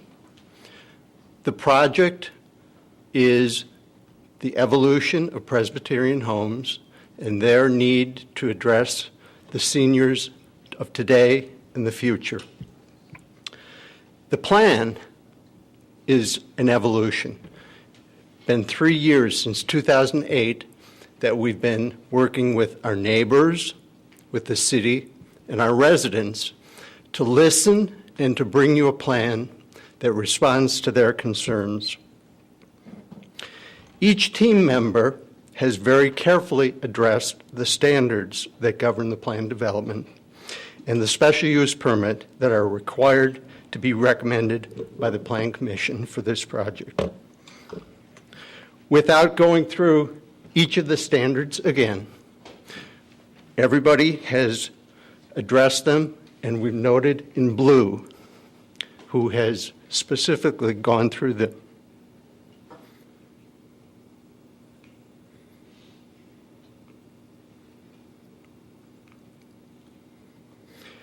If you have any questions, obviously, we welcome the opportunity to answer them. Finally, we thank you for your time and your patience and respectfully request that you recommend approval of the project. Thank you. Thank you for the presentation. What I'd like to do is ask the board if they have questions of the witnesses. It's possible this will be continued to a second night, but it's very unlikely that the witnesses will return for the second night. So if the board has questions for them, we should do that now. Then we'll have a discussion of the board, and I'll ask the public, not for general comments on the proposals until the end or next meeting, but if there are any questions for the witnesses, since they will probably not be available again.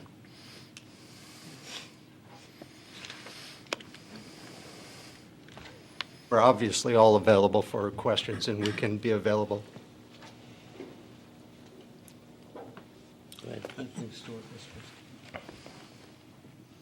No, I have no questions. I think it was just an excellent presentation, and any question that I did have has been answered.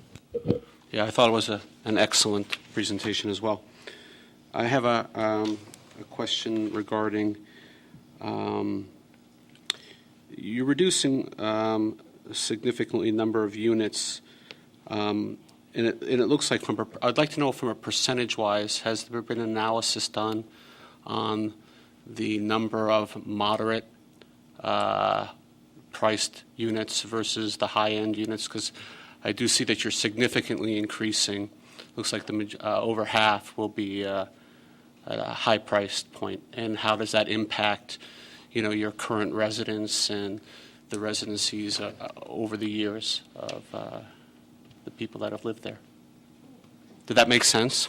The question? Well, let me try and address that, and I can certainly bring greater detail if you'd like when I'm done with my response. Presbyterian Homes has always strived to provide a wide array of entrance fees. The areas that we are replacing in the past have represented, as I described, the cat's pajamas, the latest and greatest of its time. And so as those have aged and faded, we've lost that sort of leading position, if you will. We have, over the past several years, replaced with 2 apartment buildings I referred to, called 1 Arbor Lane and 2 Arbor Lane. Mm-hmm. Those would be the only existing units that we would classify in that upper end spectrum, and that all of our other units would be at the modest or very modest spectrum that are existing. So I think what we're trying to achieve is an overall balance of the campus, and that's why we feel to support and allow us to provide that full compilation of unit sizes that we must now upgrade to that which will serve the needs of the incoming seniors and meet the expectations of that higher market. So again, it's about 50-50. And then as a follow-up, so as such, you'll have a higher tax base because of the value of the properties of the new cottages. Yes, we will have because you're predicting to increase revenues for the city of Evanston, but you're reducing the number of units. So to me, the only way that gets done is by the value of the properties that you're replacing is a much higher value. Yes, it's intended, and Nick, maybe you can comment on how that tax is. Sure. Yeah. I think And just kind of gets to something that Scott mentioned earlier, I think there is a greater intensity of use. At the end of the day, there would be what was the number, 5% greater? 5% more coverage. So the coverage, and that's kind of what the county assessor is going to be picking up, is the square footage that's built out will be increasing, even though the number of residents will be essentially, minimal. The square footage that's built will be increasing, and that's what the assessor is going to be tracking, and therefore increasing the values, taxable values. Nick, did you make any assumptions about the Thank you. square footage increase? The assessor picks up building permits, and if the cost of the project is in the $40 million range, they're going to focus on that. And that's going to have a significant impact on the real estate taxes. Nick, did you make any assumptions about the increase in the square footage? Yeah, and I think that gets to the point that was made about evolution in the size from a hotel room size to something more modern, which is frankly larger. I think it was about 2,000 square feet for the cottages, and I'd have to look up the other square footage numbers. Other questions? Yeah. You are going to be reducing the number of cottages, but some of the cottages will become more multiple populated. What do you expect your net increase or decrease of your total population on the property to be?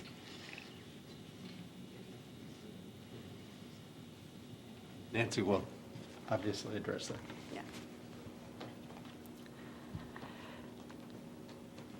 I would assume that it would stay pretty much the way it is now, perhaps be -20, sort of in that range. So not a significant impact.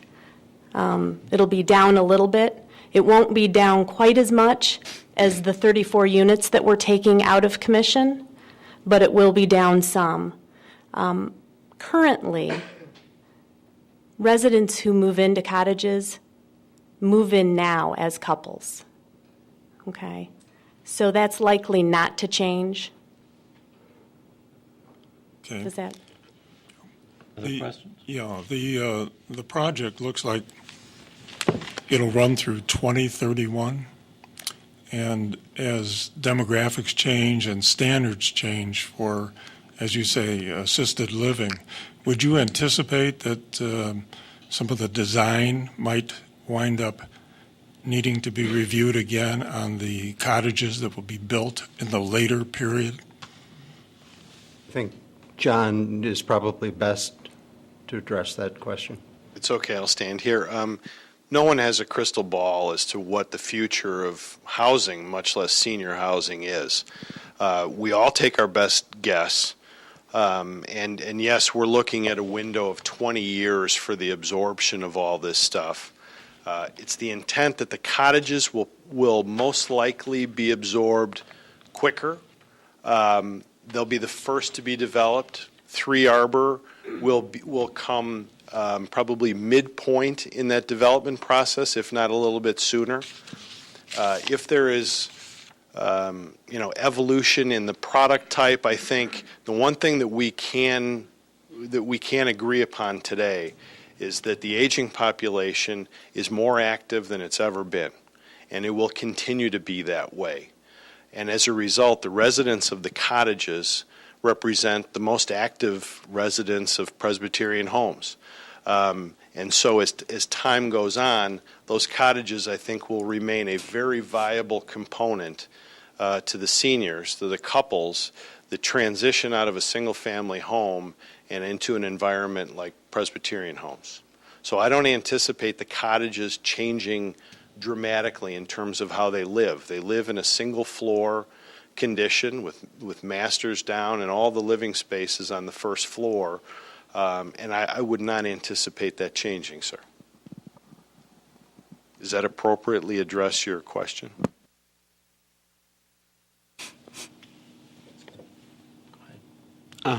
Another question I have is how you're not going to force anyone out, right? It's just as they moved out of the cottages into other areas of the facility. You will, okay. That's a question for Nancy. Why don't I touch on that a little bit? Part of the reason why we're talking about a longer timeline than one might expect is for that exact reason. No, we will not force anyone out. But we are asking for a grace period up front because we've had several of our existing residents over the last year or two mention to us that they know that they're aware of this project. And as they've aged in their cottage, they've contemplated, for their own reasons, making a move into the apartment building so that they don't have to walk outside to get a meal and that sort of thing. We've had enough talk to us about that we suspect that over the next couple of years, we may be able to have a core group desire to do that on their own, which would allow us to streamline the sequencing in that area of priority. Our preference would be to reduce the number of steps in the process and try to condense that for the convenience of the neighborhood, for the comfort of our own residents. So we are listening to our residents, working with them on their timeline. That does require that we request the longer timeline that we've mentioned, but the internal trends that we're seeing is that that may be able to be streamlined, again, at our residents' choice. Okay?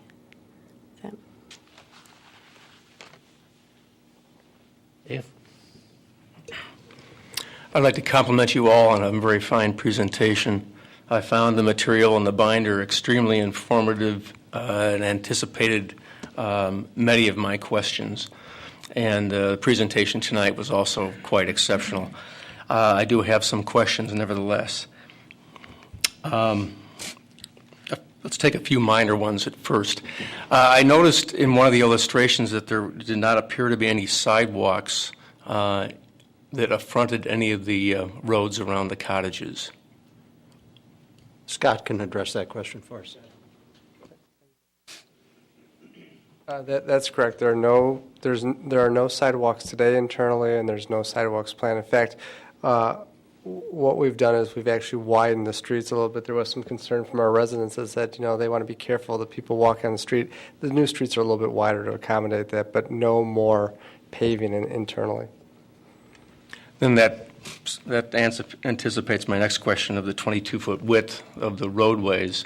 I'm assuming that you're accommodating two-way traffic, and then I would assume also maybe some pedestrian traffic and also accommodating for emergency vehicles? Yes, the widened roads do accommodate for two-way traffic. They're 4 feet wider than what's out there today. There's a curb and gutter. There's limited pedestrian traffic on those streets. Rather, the residents use the internal walkway system between the homes to get to the main facilities. So our emphasis on our walk system was on the perimeter from a more of a neighborhood regional connection approach as opposed to internal. And then I have some questions in regards to the infrastructure.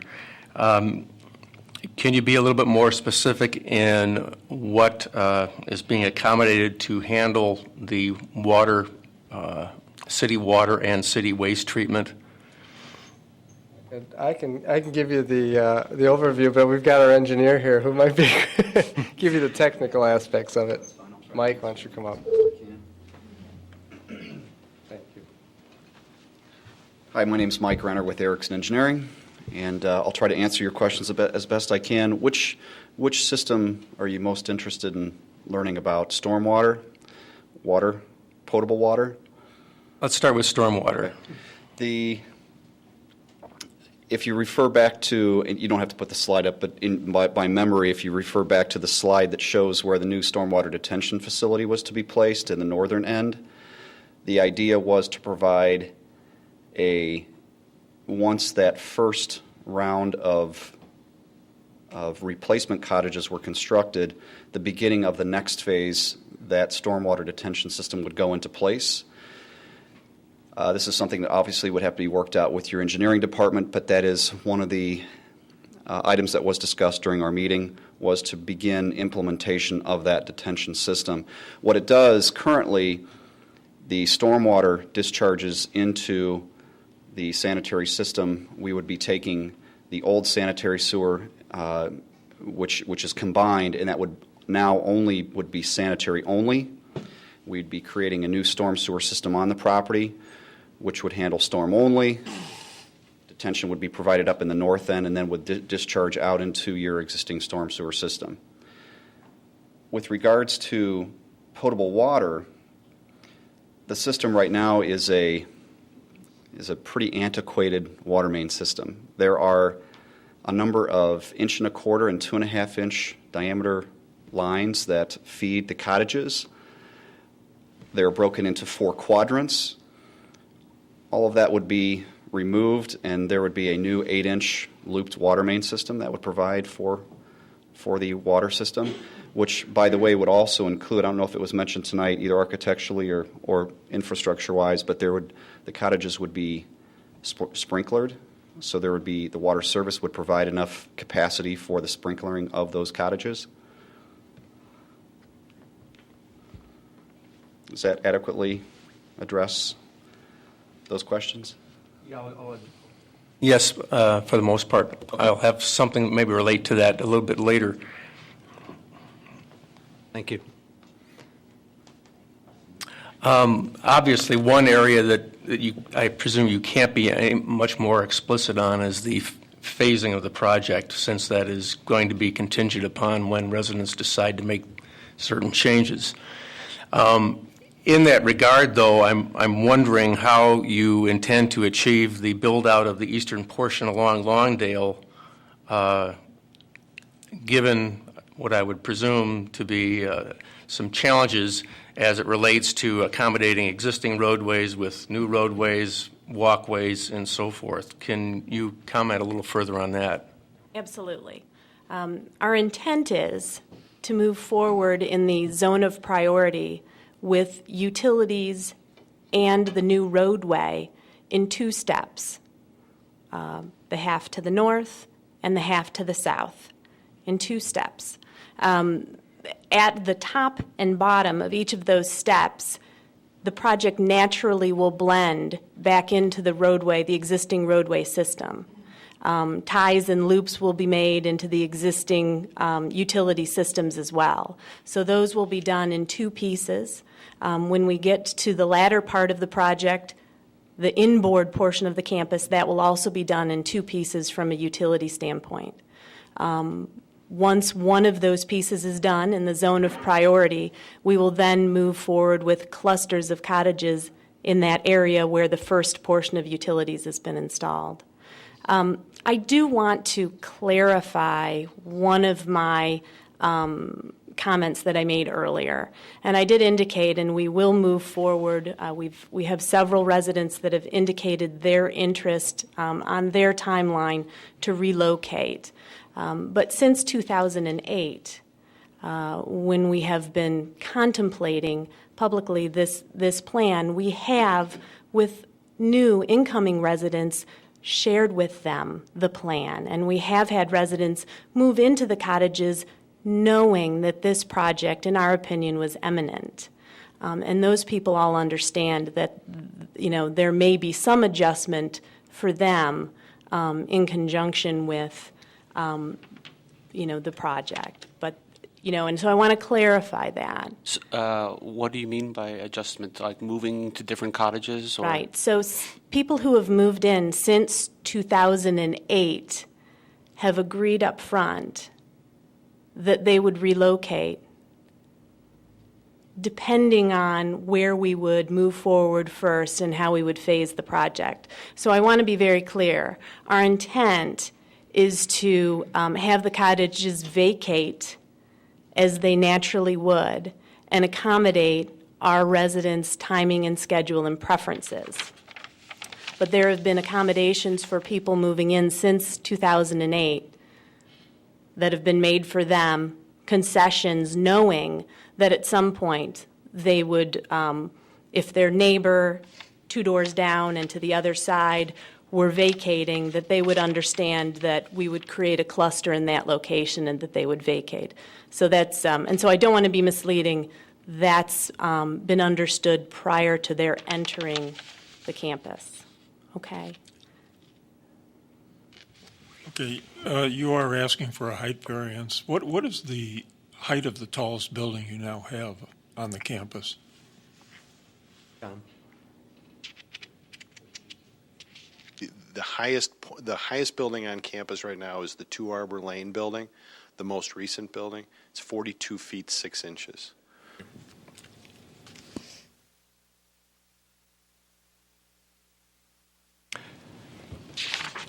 It certainly appears to me that the Presbyterian home has been at the cutting edge, or has even in some instances, I suspect, anticipated the cutting edge of providing the kind of services that your industry provides for the public. Two of your operative credos, balance and evolving, struck home with me. And in light of those two concepts, and in light of the fact that this project is not going to be initiated for 4 years and is going to proceed for a decade, maybe a decade and a half after that point in time, I was wondering if you had anticipated the kinds of sustainability requirements, needs, market demands that will be popular and maybe even demanded of the public in 4 years. Given my experience that what has been standard fare in the last 2 years has grown increasingly to be of a higher caliber. In light of that, I'm wondering if you had investigated pervious hard surfaces for some of the walkways and roadways, so that you can address stormwater on the site without even having to take it to a collection vehicle or transmitting it through a pipe for the city to handle. Also wondering if you have anticipated the possibility of generating your own power on the site or your own hot water through the implementation of photovoltaics or hot water panels, and so forth. I'm certainly very pleased to see you reference a LEED Silver standard for the multifamily building, and what I presume would be a comparable standard for the cottages. But what I'm anticipating in the industry is an even increased standard as time goes on, and so I would like you to respond to that if you can, please.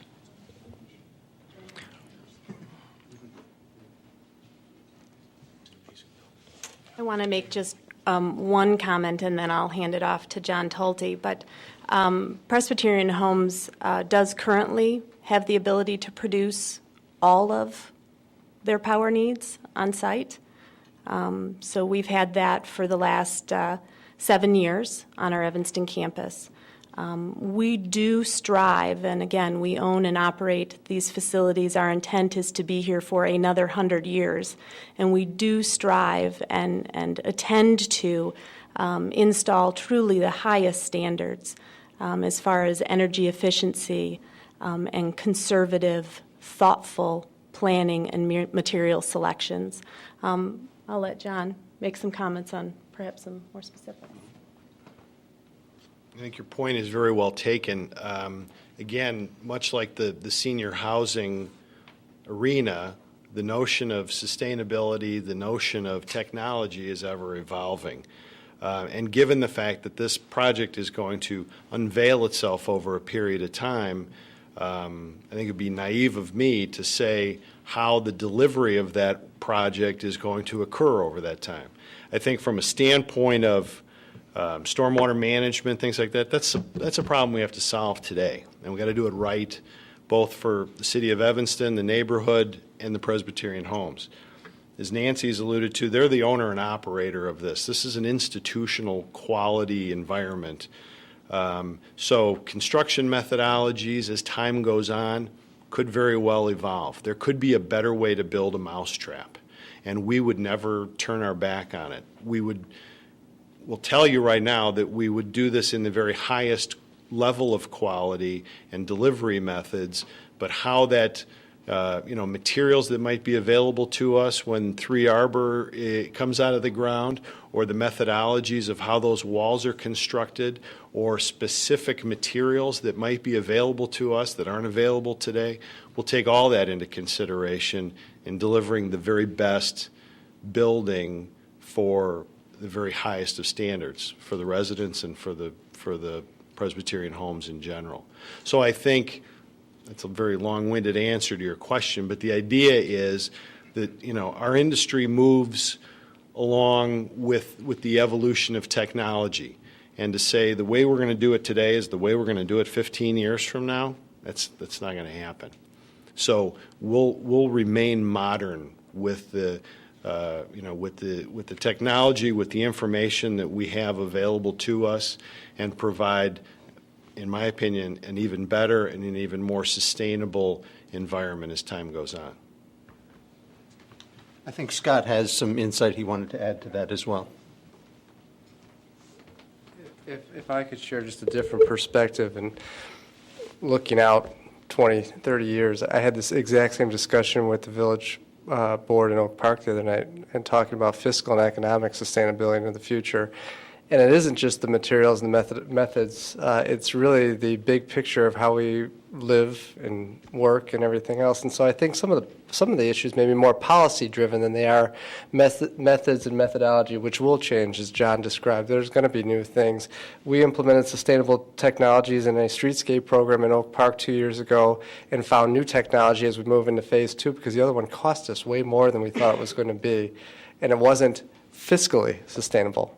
It was the latest technology from the environmentally sustainable piece of the pie, but not the fiscal. So I think there are policy issues that maybe Presbyterian Homes will develop in terms of getting their employees to work, recycling, best management practices on their property of maintaining things, the products they use, how they do things, what types of vehicles their folks use on the campuses. They have multiple campuses, how they share synergies between those. So there's multiple levels, and I think what you're getting at is what's the big game plan for the future? It might not only be the methodology.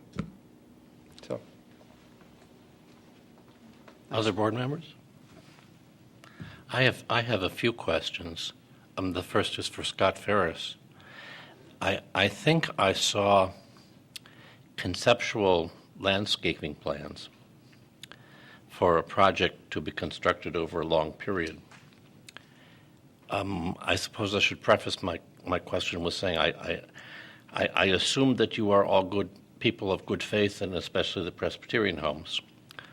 But sometimes cities have had problems with conceptual plan unit developments because down the line, it's not at all clear what the applicant has committed to and what the village or city has authorized.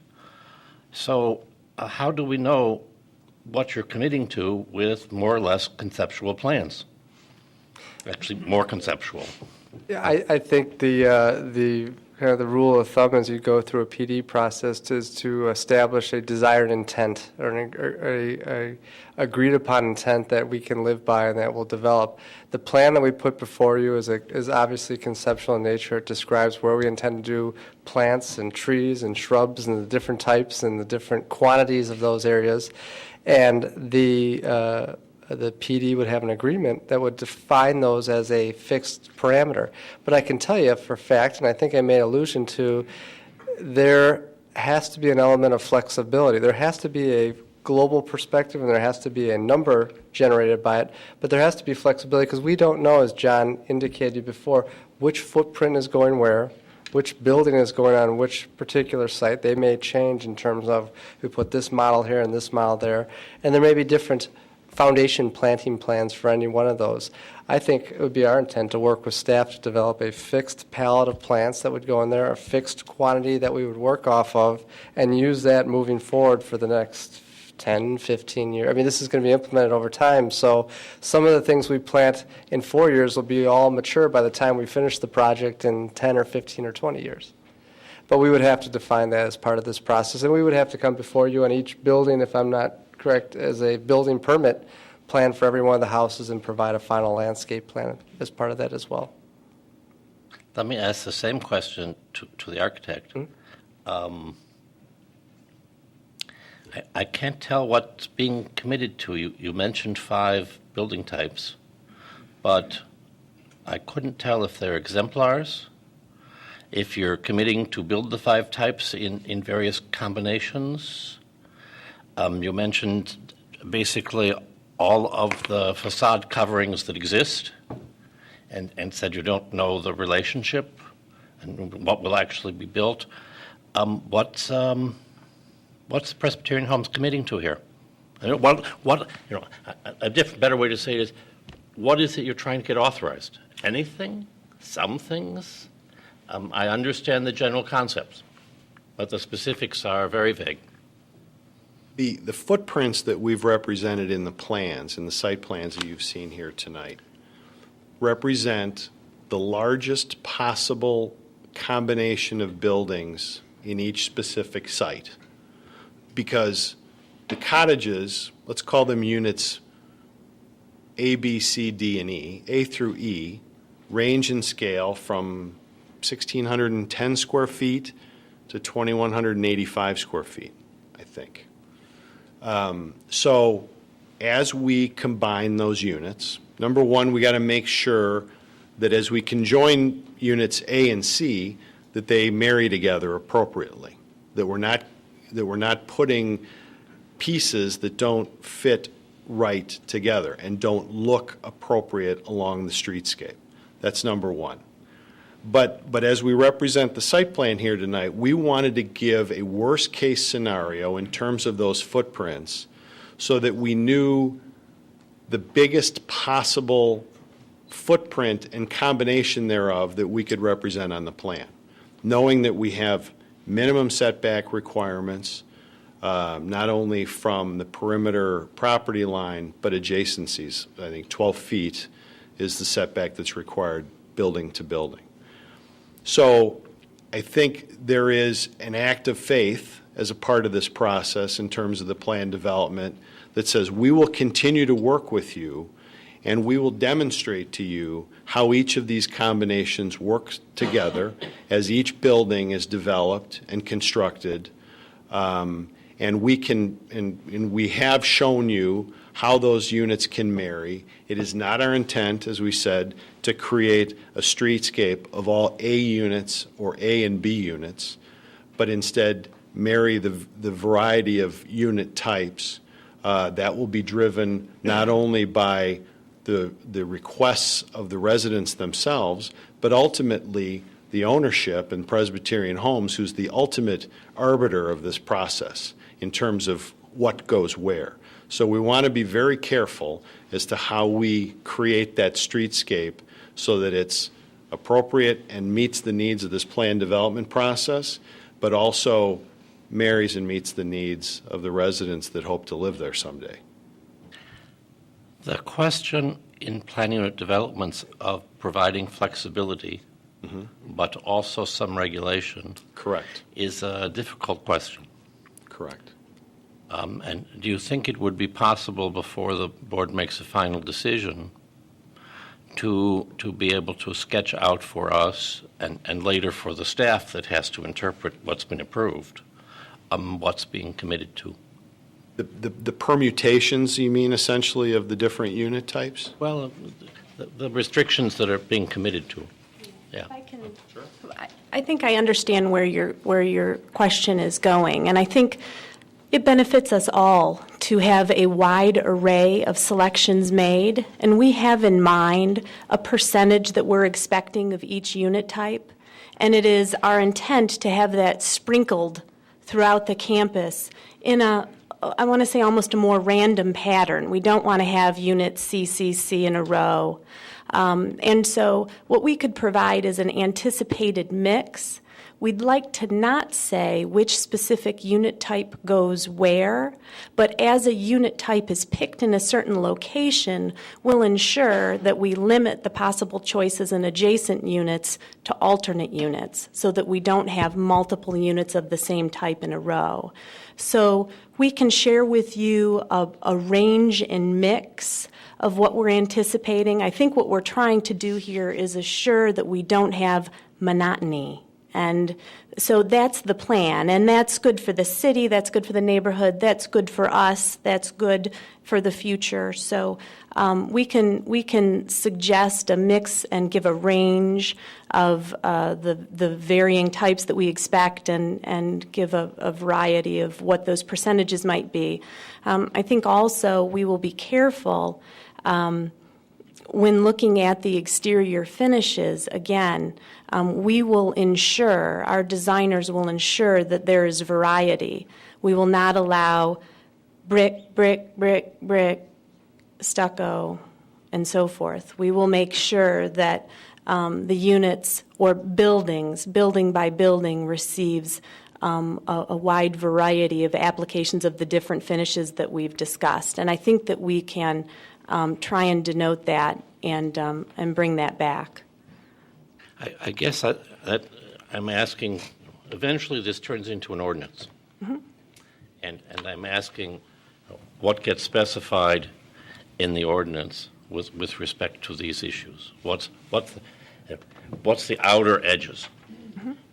And where do you need flexibility in the middle? And I think that would be helpful to the board. And in 5 years when staff has to make decisions, and they weren't here, it will be a guide for them. We'll put together some parameters and bring them back. That would be helpful. I have one more comment that addresses your question about landscape, and I would like to refer to a project that we recently completed in Lake Forest. It was the same situation. Residents would choose various different home styles, and a landscape was conceptual. And in the end, we completed the installation of what was shown on the plans for the landscape. And even the city came out and said, yes, you've completed the intent. But in working with the neighbors, we heard some comments that they would like to see a little bit more, and the residents would like to see a little bit more. And Presbyterian Homes in that situation came back and continued to work even after we had completed what was documented on the plans, because we felt it was important as a member of the community, longstanding with intent to be there, longstanding owning and operating the facility, that we make sure that there's no confusion about what the intent was and that everybody feels that we've achieved that. And I have no doubt, good faith, and that things will work out well. Mm-hmm. I'm just trying to figure out what goes in an ordinance. Absolutely, What I we're understand. authorizing. Stu, did you have a question? Along those lines, Scott, I would like there to be some representation that the elm trees on Lawndale will not be removed. No, those elm trees, we have done a lot of work to stay away from those elm trees. Those are kind of a fixture that is kind of a landmark that we're working around. In all these schemes and all these iterations, they have been the kind of the benchmark that we're working off of. I don't know if you can codify that, but I would like to see something. We have a there. tree preservation plan that shows that those are in there, and they're identified as a number and a name and a quantity and quality and everything else.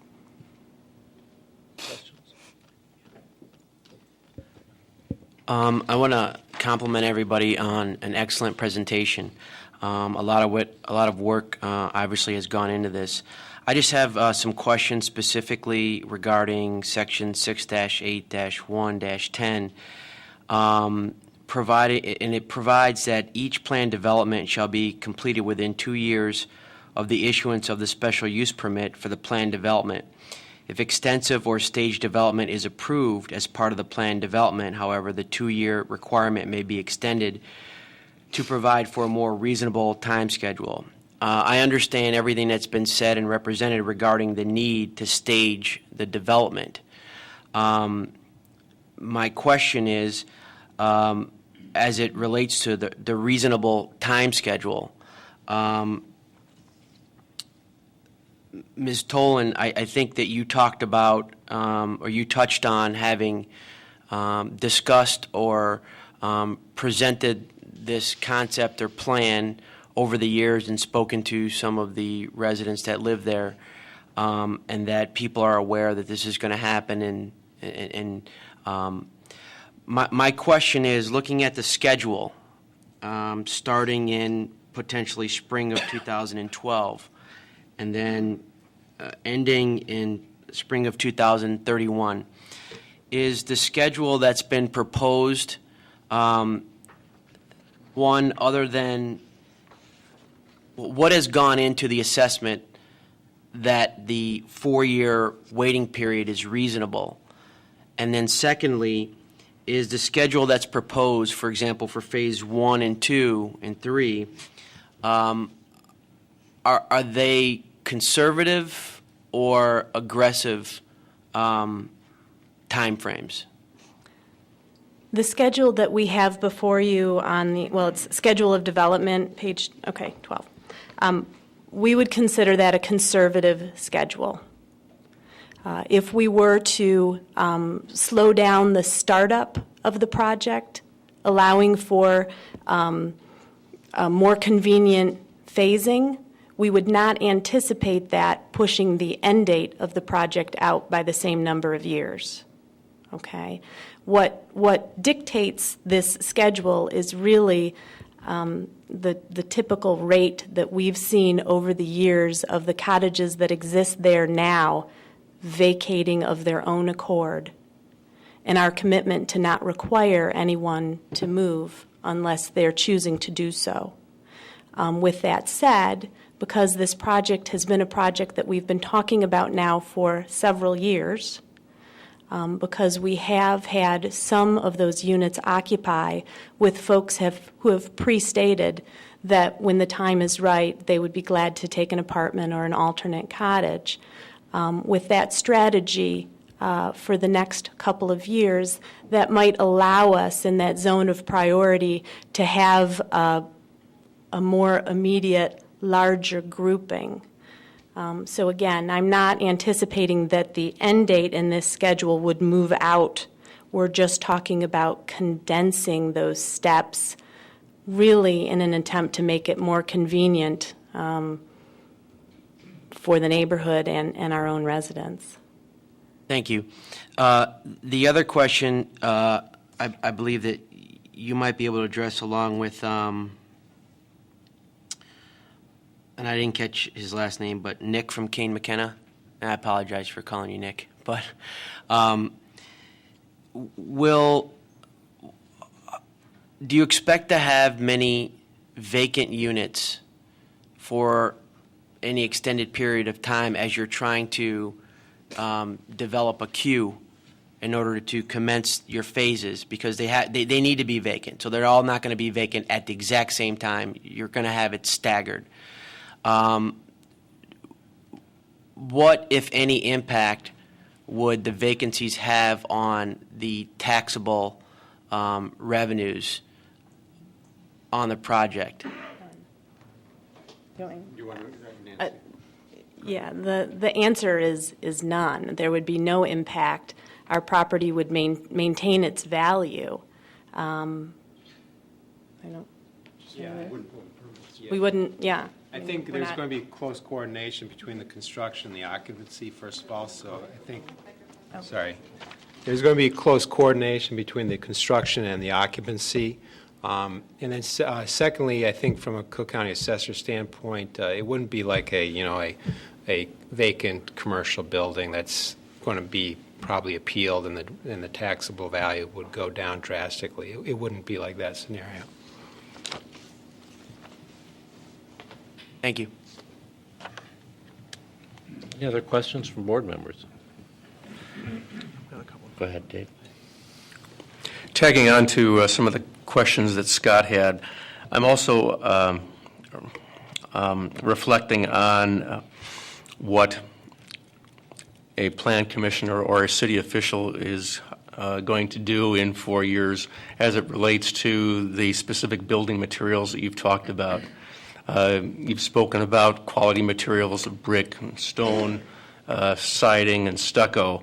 But here again, it would be beneficial, I think, for all of us, particularly city staff in the future, if those were articulated in a more specific manner, both as to where they are going to locate on particular prototypes and also a specification of the particular quality, maybe even a respective sample that someone can refer to in the future.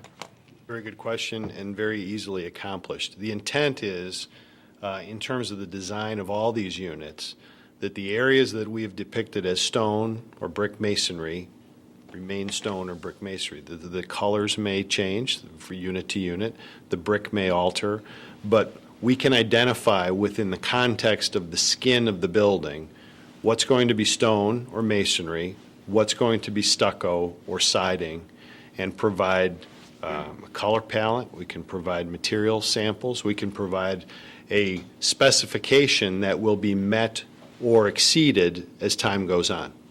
In today's world, here's what it would be. If we're going to do it tomorrow, this is what we would do it out of. If, again, there's a better way or a better product or a more environmentally friendly product or a more constructible product that maintains or exceeds the expectations that we all have for this, then we're gonna do that, and we're gonna work with staff and demonstrate that. But I think we can answer a lot of those questions that you have today and commit to a lot of what might be questions in terms of the look and the performance of the buildings. That would be very helpful. I mean, your reputations precede you. You know, there's a certain level of faith and trust that comes into all of our deliberations, but it's quite likely that none of us are going to be around when this project is implemented. So to the best extent that you can be more specific. Speak for yourself. Well, I mean on the Plan Commission, excuse me. One presumes that we will maybe even take advantage of the Presbyterian home as a place to reside before we move to that, cross that final threshold. And then I would like to pick up on something that Scott Freres alluded to. And that is the operative word of sustainability. Given the number of developments that you do own and that you do manage, you would be very wise, in my opinion, to look at the LEED standards for existing buildings and for neighborhood development, and whether you choose to make your projects officially certified in any of those categories or not, at least look to them as where the required developments are going to need to be by the time you start making these changes in 4 years. And that includes the operations that Scott referenced as well.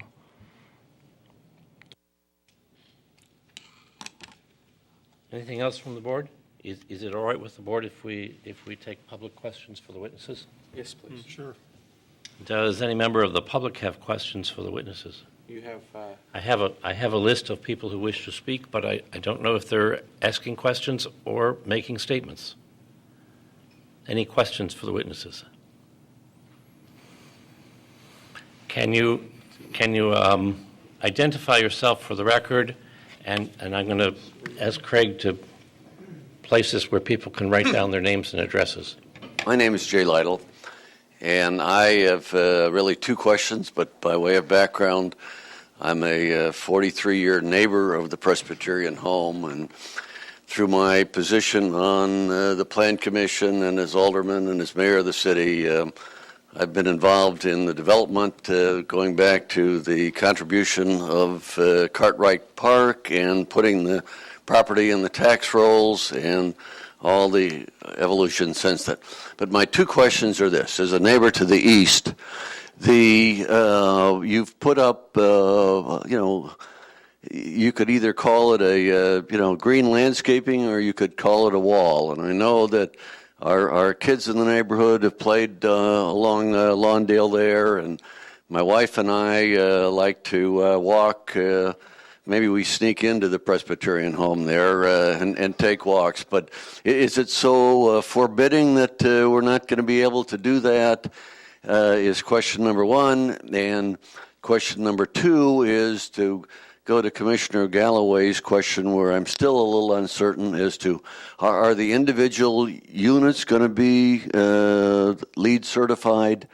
And then just finally, just to say that 2 years ago, when you came out with your initial proposal, I, along with many of my neighbors, was very much opposed to it, and now I would say I'm very, very supportive of your improvements and your responsiveness to the community. So thank you.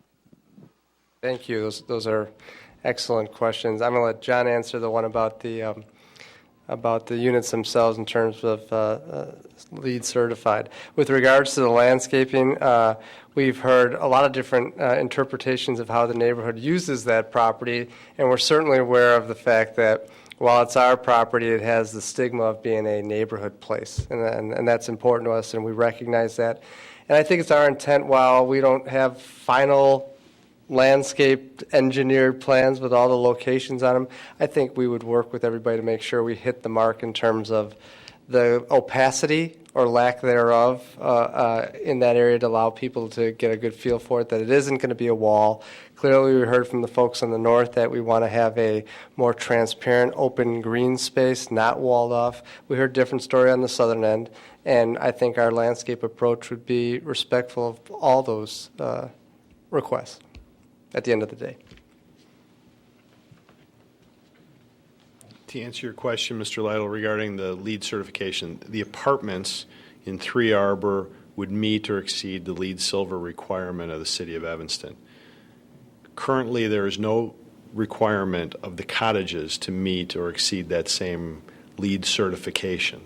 However, I think, as was stated before, we would work with staff. I spoke with Craig about this before the meeting tonight, as to how we construct those buildings, the type of sustainable practices and materials that we implement so that those buildings are good neighbors and good stewards of this practice as well.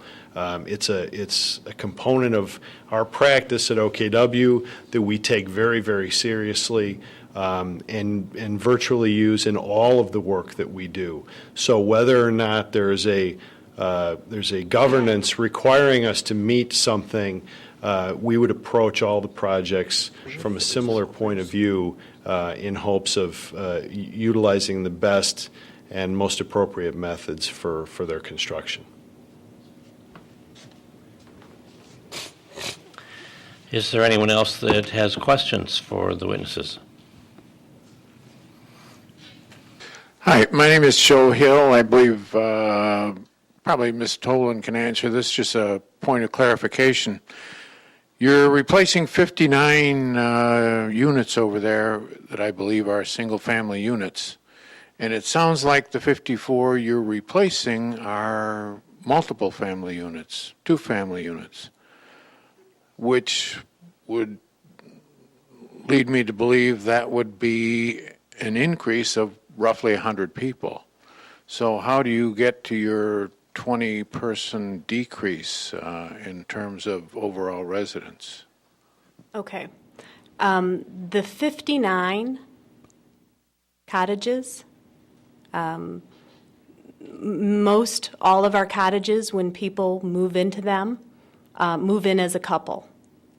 And we expect that that would stay the same as we replace the original 59 with 54. So particularly because we're not coming in and installing many new ones all at once, but certainly over time, cottages go from having a couple to a single, and then they reoccupy with a couple. And that's sort of a natural progression that we see now. That will continue. The sizes of the steps or phasing will not be so significant that we're looking to make a significant skew and all of a sudden have so many new cottages that all of a sudden have a new cottage to offset the fact that overall we're reducing campus-wide by 34 units total. Does that? Oh, and to clarify, well, the 59 original were duplexes and quads. The new are all duplexes. Okay, a total of 54 residential units compared to a total of 59 residential units, regardless of the number of units in each individual building. Is that answered? Okay. I think, Nancy, for a question for you. On the planning Would at you all... identify yourself I'm sorry, for the Marge record? Anderson at 2647 Broadway. Are you planning any expansion or growth in the nursing care facilities on the campus? Because I think as we age, we're going to live longer and we need nursing services. And are you expanding your dementia units? Because I could see couples moving in to a single home as a couple, but one of them needing dementia care.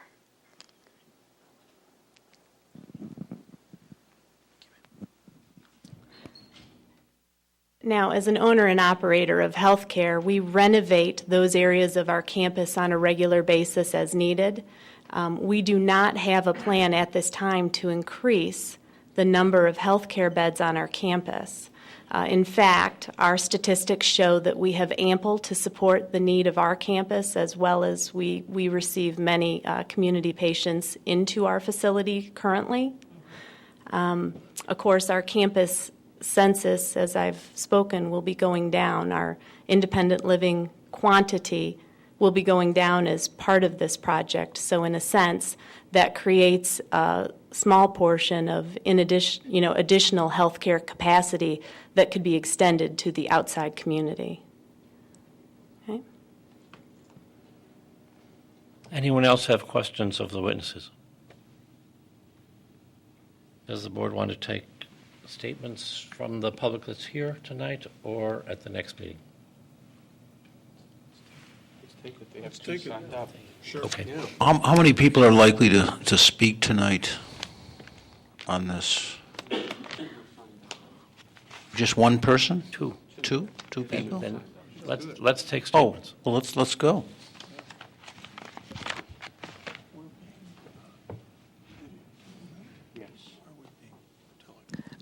Good evening. My name is Betty Brady, and I live at 3030 Grant, 3 doors east of the Presbyterian Homes. I've been there for 25 years, and one of the reasons that we wanted to purchase our home there was because of the beautiful park-like setting that we found so close to our door at the corner of Grant and Lawndale, extending all the way down Lawndale. And as our daughter grew up there, she would play over there all the time with her friends, take the dog over there. People would play catch. It was just a wonderful, wonderful asset to have for our immediate neighborhood. And when I heard about this project, I was very dismayed. And as I've learned more about it, it seems obvious it's going to go ahead no matter what I say. But I do have to at least speak up for the neighbors who aren't here, who are not thrilled with it at all because of what we're losing. We're losing a huge amount of open green space. I understand there'll be some landscaped area replacing that, but much, much smaller and no longer open. And our view of the quaint cottages that we see now is going to be replaced with a row of much, much larger structures which can no longer be called cottages in any sense of the word. The 1.5-story duplex houses with garages, attached garages and driveways.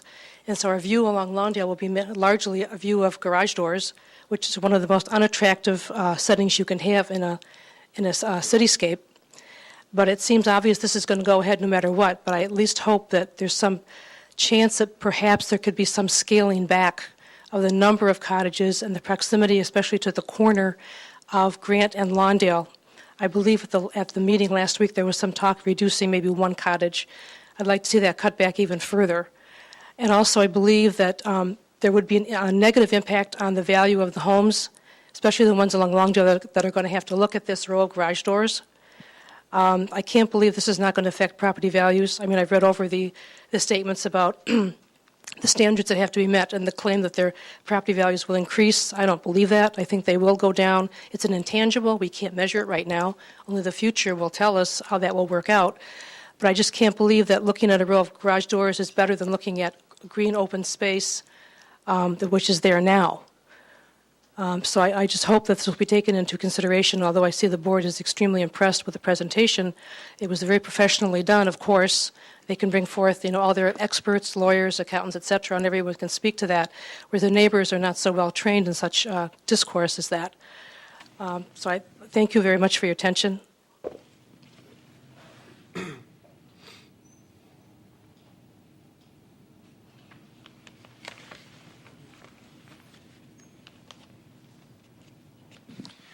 Greg Hummel, 2240 Central Park. Have lived in this neighborhood for 25 years. In the interest of full disclosure, I'm a trustee of the Presbyterian Homes Board. I think that this is going to be an asset to Northwest Evanston for a number of different reasons. I think the design excellence is evident.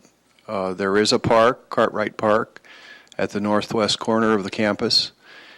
And in balancing the greater needs of an aging demographic and also the positive fiscal impact of this development and the care with which it's been thought through, I think that the balancing that you as leaders can undertake will balance those factors in a way that ultimately makes good judgment as a public policy. Thank you.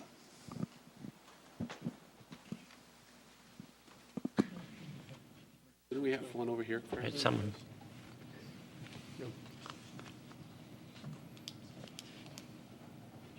Hi, I'm Steve Levitas at 3014 Payne.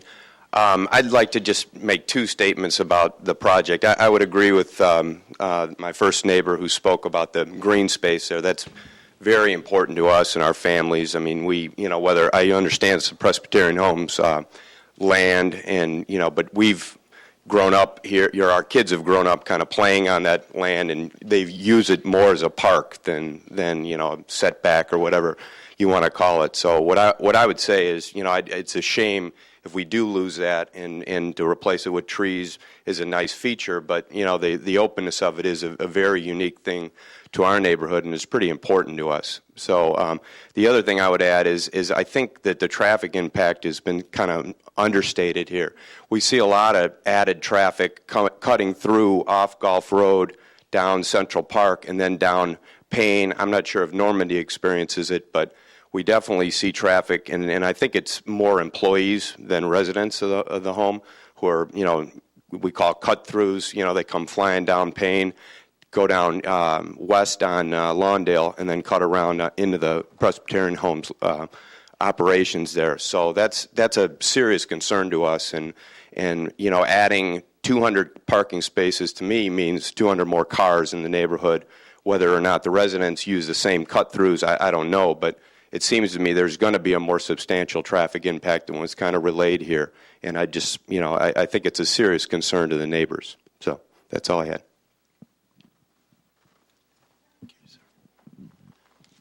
Let me take the other comments and then. Just have a short comment. My name is Ed Bradley. I'm a 35-year resident on Normandy Place. I'm 2 doors in.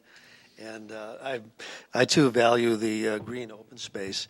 A couple of comments that I have. I asked the commission to really look at the zoning history of this use of this parcel and look at the cumulative effect of all of these previous special uses that have occurred here.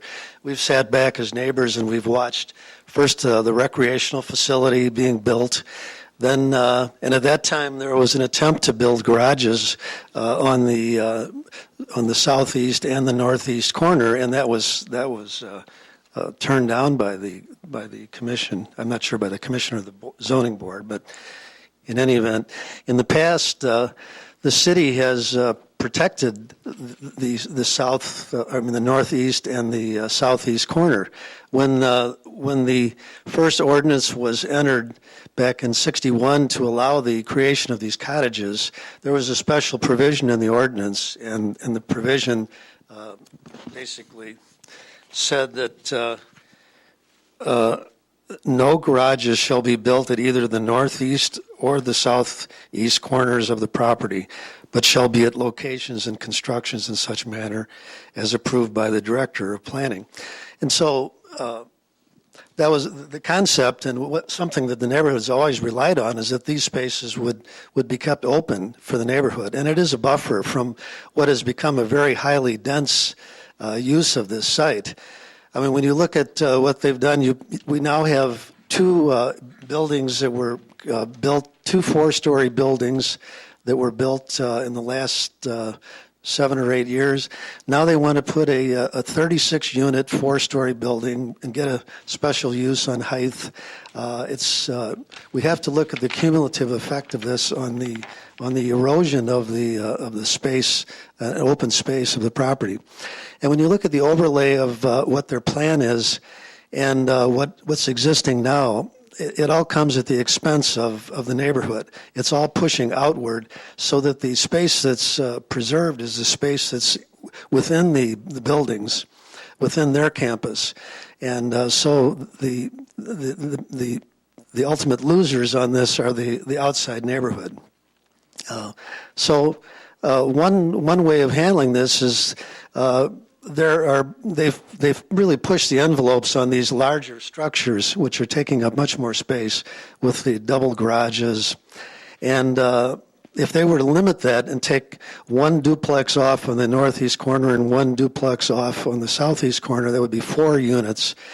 We would be able to preserve much more of the green space that we've all come to expect. So thank you very much.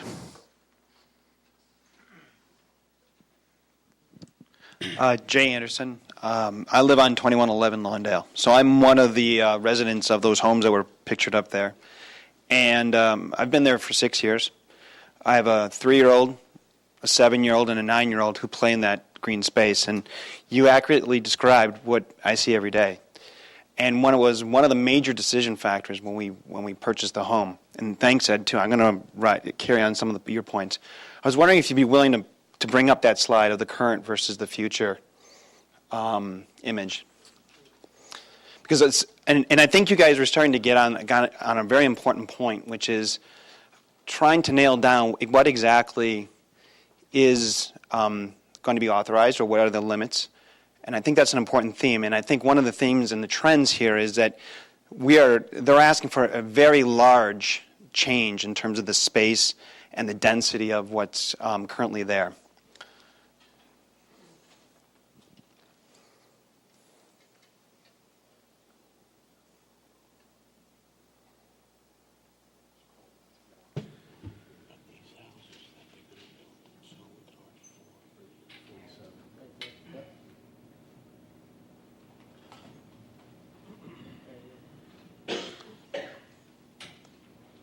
If you look at that, where the road is ending up, you basically have parallel roads that are.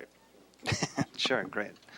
Don't know if I can push the middle button. Inside the green circle. All right. Yeah. You have here 2 parallel roads that are taking over all of that where right now where the kids play, where the people walk. There are trees, and there's going to be different. And I applaud them for taking to heart the request for landscaping. But the reality is that the buildings are moving out. And they're moving out, and they're also getting significantly larger. Some of these buildings, 1,500 to 2,000 square feet, I'm not an expert in building and all that. But if that was a 2-story house, we're talking about 4,000. And if there's any built-out garage, we're talking about 5,000 square foot type of buildings. I understand that they're 1.5. But that's the size, and that's the difference between going to a cottage to these homes. These would be mansions if they were 2 stories. So the overall take-up of these lots is quite significant. So I would greatly encourage and appeal to you guys to listen to what you've been hearing about. We understand the market forces in play. We want Presbyterian homes to be successful. It's in our best interest that they run a viable business as well.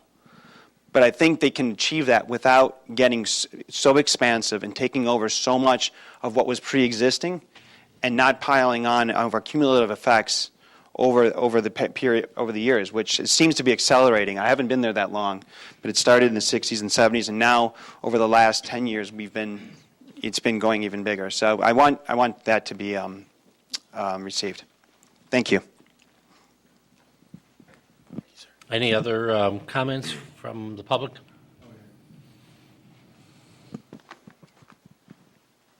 I'm Don Roback. I live at 2307 Lawndale, which is just north of the campus.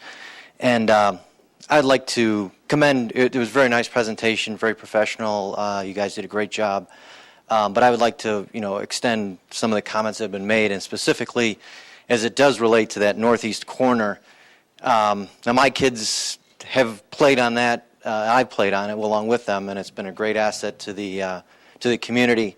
My kids have started to grow up, so I don't use it as much, but I do feel it's my duty as, that I've got to use it, that I should, preserve it or try to preserve as much of it as possible for future kids to play on, because it is a great asset. And I understand that it's part of your land, but it does create a buffer for the neighborhood as you drive along and as you do look at the Presbyterian homes. So again, I would just like to see, again, maybe if you could just reduce. I understand the economics of the aging community, and that we need to upgrade those cottages because they are looking a bit dated, and I think the updating will be an asset to the community. But again, maybe reducing the number of units. I don't know if you've run the economics of that. I'm sure you've probably looked at some downside analysis of if you had fewer units, that if the project still works. But we're in that northeast corner where that road really comes out. If you go back to where they had in 2008, where they really had a house there, and they came to us and they said, well, this is what the current plan is, and we said that really those houses in the northeast and southeast corners are really don't fit. They're just kind of by themselves. So really what they did is they took those houses out of those corners and really replaced it with road. So again, it's just trying to maybe reduce the number of homes that are currently being proposed. I think would really help with the neighborhood. Thank you.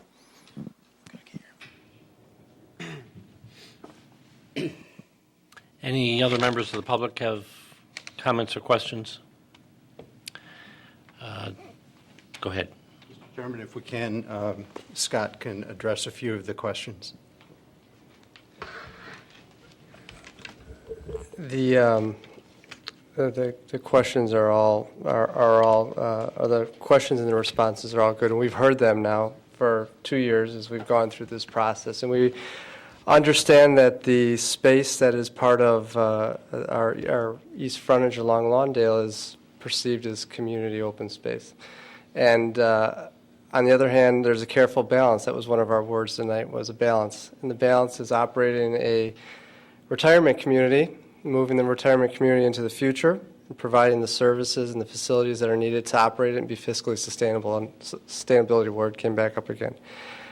All the points were right on. We had a building in the corner. We took the building out. We put the road there, and we've tried to balance open space, community needs, preservation of trees, inbound, outbound.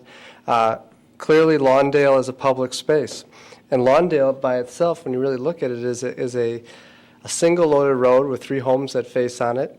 Not a lot of people are using it. At least from our perception, it seems to be more of an open space. The street is an open space in essence. The character of that edge is really those big elm trees, as Commissioner had brought up before. That is the character of the feel of the parkway. That's in the 25 feet that's public. And then there's this amorphous green space that everybody uses for children to play in and dogs to walk, and that's all understandable. But at the end of the day, we've got to make a land plan that works from so many different angles. And we think we've achieved that. We think we are still open to talking about some of these micro landscape issues I think we've talked about in terms of keeping it open, keeping it closed, putting an evergreen tree here, moving a bush there, providing a little bit more detail to the Plan Commission so there's some rigidity to it, but also working with the neighborhood to let them know that we're listening on a micro level. There is still space there. It's hard to see and it's hard to perceive. I can tell you that in that upper corner, we have 160 feet from road to road, from corner of the grant. We're going down to 76. We lose 84 feet in order to accomplish our plan. In the bottom, we have 125. We're going down to 40 feet. We lose about 85 feet. In the center, we're going from 49 today. We're going up to 59. So we gained 10 there because of the push and the pull in terms of the green space. But at the end of the day, this has been a constant a dialogue and a constant push and pull to make it all work. And I think where we're at right now, and we're looking for feedback from the Plan Commission. We respect those of the neighbors, and we certainly will work with them to make it work from a community perspective.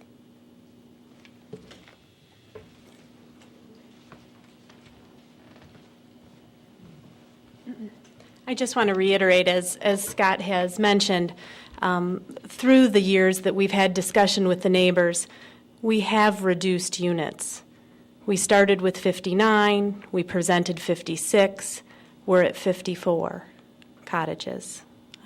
We have relocated the 3 Arbor Lane building at the neighbor's request at extreme additional potential construction costs to the homes because we understand and we're trying to accommodate their desires. So we've gone a long way to try and find balance. And we're asking that our proposal as stands be considered and that consideration be given to the adjustments that we've made and concessions to the neighborhood so far. I did want to mention, and there was discussion about traffic, and I wanted to make just a couple comments on that. It's challenging to control what your staff does to and from work when they're not yet on your time clock. But we would be glad to send a communication out to our staff and remind them to be good stewards and exhibit proper behavior as they're coming to and from work in your neighborhood, in our neighborhood. I'd like to add that as part of this project, because the quantity of units is actually going down, we foresee no additional staff being added to support this project. Therefore, there will be no additional staff-generated traffic. We've already discussed that there will not be additional residents on the campus. We actually perceive a modest reduction. Folks who come to our campus now currently bring 2 cars. The increase in parking is really so that we can provide a variety of parking. It is predominantly in the form of garage parking so that it is less perceivable from off our campus. We want to make sure that there is sufficient parking. We'd like to minimize the public street parking, but that we are not anticipating an increase of vehicles. Yes? Yeah, I do have a question. Microphone. The duplexes are 2,000 square foot apiece, or is it a total? No. Each half of the duplex is 2,000 square feet. No. No. We are offering 5 different unit types. And so the duplexes can range in size significantly. I think the sizes are just over 1,500 square feet to a little bit over 2,000 square feet. And they will be mated together and mixed and matched. We will come back. Perhaps you'd like us to work with staff and bring a recommendation of how we'll manage that mixing and matching. I'm hearing you're asking us to prepare something to put in the standards. To the gentleman's point, and sorry, I didn't write down your name. Jay. I guess the reference is to having McMansions put up across the street if they were 2 stories. So you could literally have 3,700 square feet on one story, which is a pretty large footprint. 1.5 stories, but that's a pretty large footprint. Okay. Right. So I want to. So I would say I empathize about the size of these things. I thought they were, when I read it, was 2,000 square foot for the whole thing. So I do empathize with Jay and the residents, the neighbors, on their issue of the size of these things, because that's pretty large. Okay. Okay. Again, we have reduced the number of overall units. Mm-hmm. The building coverage has only increased by 5%, which is modest. I think the standards were that you could not increase past 15%, but we're holding ours at 5%. I do understand the concern about the floor plate. These will be 2 residences adjacent to each other. They will be mixed and matched and different in sizes. for the purposes of the approval, we have shown the maximum footprint. But we will not allow all of the units to be the larger sizes. We will confirm and guarantee a certain quantity of each size so that there will be a variety. We will not have units over and over again that are 2,000 square foot units mated together. These cottages are not two-story. They are single-story with an attic space. The attic space is within the roof line. It is possible, that is a storage space, but it is possible to finish that attic space, but it is within the roof line. So it's not a two-story building with a roof on top. It's a one-story building with a roof with a reduced footprint with some livable space inside. With that, John, do you have anything you could add to that? I understand the issue, and one just point of clarity, if it were a two-story house that was with the second floor, the same livable square feet as the ground floor, there'd be an extrusion of that ground floor. It would be 2 stories stacked on top of one another with a roof on top of that. And given this PD, we would be allowed to have a building that would be 47 feet to the midpoint of that new roof. This building, so that means that roof could be conservatively probably 55, 57 feet high. That's a 2-story house. This is a 31 to 33 or 34 foot high building to the top of the roof, to the highest point. So it's really designed as a single-story building with occupiable space in the context of the roof. We're very sensitive to that mass issue. We don't, and we use the term cottage, and I believe it is cottage-like.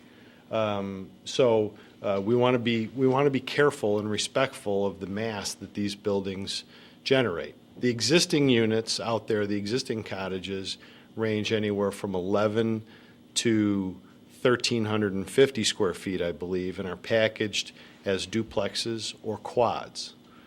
So a 4-pack is a substantial building which exists out there today.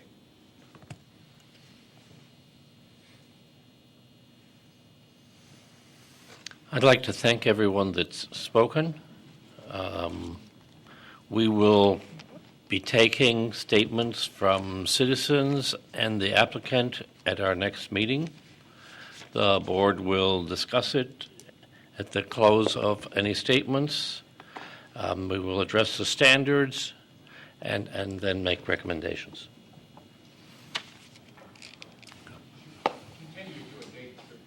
This will be continued to our next meeting. Craig, what's the date of the next meeting?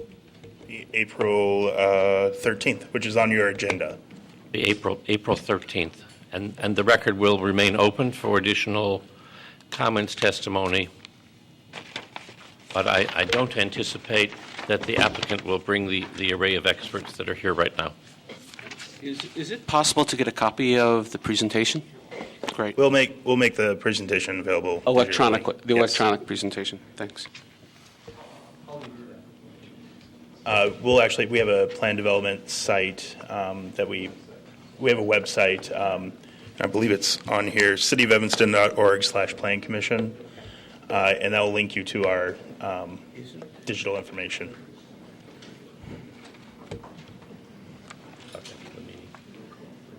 Craig, did you have some communications? Yes, good evening. Craig Sklenar, General Planner. I just have one communication, and that is in your packet you received a final draft of the approved downtown zoning update. And I just wanted to present that to you, and if you had any questions at this time, we would answer them. We are running a bit late here, so do you really want to go through all of this? This was more of a question and answer period. I didn't anticipate running through the entire situation or report. Would you prefer to do that at the next Plan Commission meeting? Good question. I had a couple questions, but does anybody else have questions? No? I haven't reviewed it yet. I'm assuming we'll address it next time. Craig, is it timely to ask questions at the next meeting? Or do you want Or this finished, buttoned the up train today? running down the track too fast for that? I anticipated it needed to be done. I do know we are working to put it into an ordinance component. So if you do have any pertinent questions. Go ahead, Seth. Well, a couple questions about the ordinances. You reference ordinances to be written consistently through here, correct? So you there are a couple places where you mention ordinances that have yet to be written. Could you provide me an example, Let me please? find that. The city, let's see, page 11. The city will create an ordinance specific, point 3. The city will create an ordinance specifically addressing the requirements of complying with the specific project sustainability goals, as well as stipulating any penalties to be assessed for noncompliance. So and there's multiple of these throughout the document. What? Oh, do I need to read it again? Okay, so there are multiple of these in the document. So they're referring to ordinances that have yet to be written. So I question how we approve a complete document when those ordinances aren't referenced. Okay. Ken Cox, City's Law Department. The ordinances that are referred to there are analogous to special use ordinances, plan development ordinances that exist now. So the point is that the timeframes for compliance with the various planned public benefit bonuses and the like would be included then in each of those individual ordinances. So but they don't exist, so you can't reference them. So we reference ordinances that exist throughout the document. But again, these are not codified ordinances. These are ordinances that are intended to be written at a future date based upon applications by developers. Got it. Okay. Understood. Any substantive questions? The Scrivener's questions we probably don't have to do in open meeting. Okay. But if there's substantive questions, we should do it in the meeting. If I could, what we're really looking for here is if there's anything significant that's been missed or anything significant that's been misstated. We're working through with the law department writing draft code to go to Planning and Development Committee. There's not a date certain yet for that to be completed. But this is just kind of a review opportunity. If there are things that are less significant, you can also contact us during the week. I have notes, and I didn't bring them with me, from a meeting or 2 or maybe 3 ago where I had raised the issue about the requirement for inclusionable and the inclusionary I'm so tired, I'm having problems talking. Affordable housing. Yes, sir. And office space where there was a minimum of 10 years, and I had questioned and raised the issue. These bonuses are available forever, right? So you give a bonus where somebody can go up, 15% or 10%. That's the life of the building. And I don't remember what it was addressed. I don't remember what happened, but I thought it was going to get changed. So, and I apologize that I didn't bring this up last time.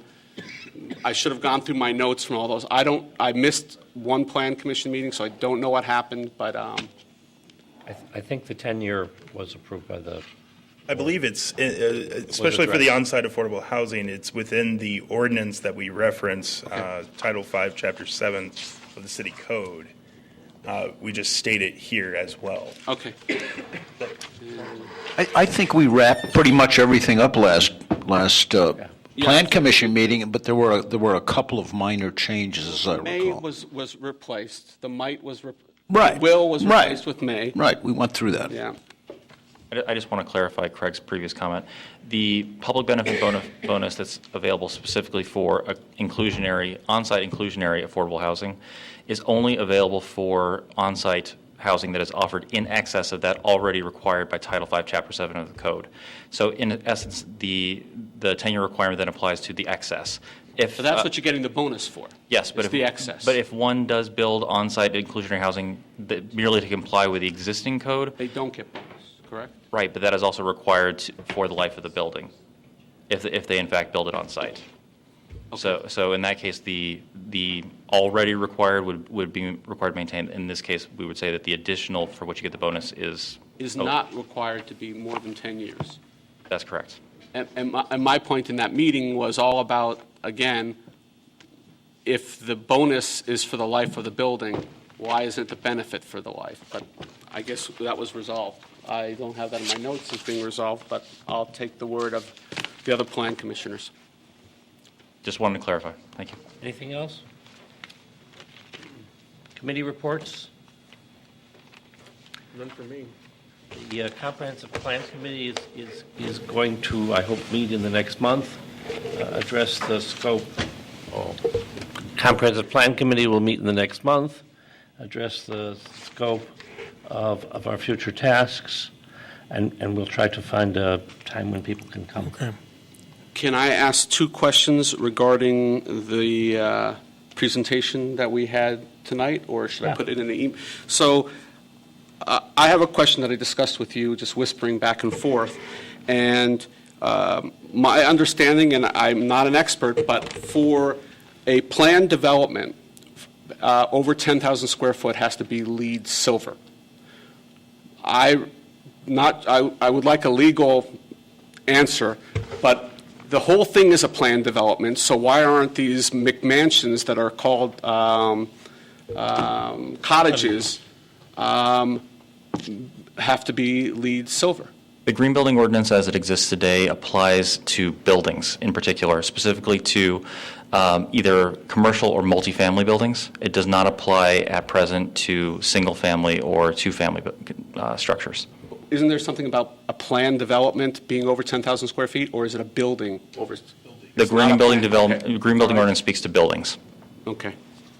And have you guys looked at their proposal and the size of these buildings and the placements of them, that if in an R4 district with normal streets and everything, would they be appropriately sized? I'm not the one to answer that question. It seems to be in my neighborhood. I live over in the Ridge Historic District, and we do have, you couldn't put those type of properties up. They are properly sized. The only issue that they have to deal with through the allowance process is the extra height that's not allowed in the R4. That's not as of right. For the multifamily. Right, for the multifamily building, not for the single family. But yes, they fit within an R4 context. Another question? Just a comment. I guess it's perhaps more internal, and I'm a little hazy on this. But do we have the authority to make a decision on a project that's going to go out for 18 years, knowing that we live in a very fluid, vocal community that does seem to change its mind occasionally? But legally, do we have the authority to go forward on something that's going to go out 18 years? Again, I would at this point state that the Plan Commission is a recommending body when it comes to this particular plan development. Ultimately, the City Council has final authority to approve or disapprove. And actually, this goes back to Commissioner Freeman's earlier point, is that when an approval is made by the Council for any plan development, whether it's one such as the Presbyterian Homes, which is multi-structured and multiphasic, as opposed to one that is a single structure, the building will foreseeably remain for decades to come. And so even whether or not the phasing of the construction takes years, or simply if the building or buildings constructed thereafter will exist for years, the decision of the council at present will, in effect, affect the community for well beyond the life of the particular approving or recommending bodies. The other answer is that time limit can be varied by its terms. And it doesn't have an end point.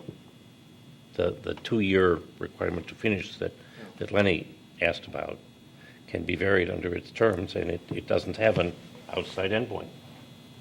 The city council can do just about anything they wanted. They extended 708 Church for 5 years, I think. Just a comment. Since we've already continued the hearing, while we're certainly still in public, it would be best if we were to discuss this when it's actually continued. Certainly substantive questions about it. Legal questions, I think we can ask and refer to staff at this point. Is there anything else? Is there a motion to adjourn? Motion. Motion? What kind of Second. motion was that? Adjourn. Okay. Is there a I second? second that motion to adjourn. Is there anyone opposed? Let's go home. All in favor? Aye. Meeting's adjourned. That's mine. You sure? Yeah, that's, yep, I'm sure. Yours.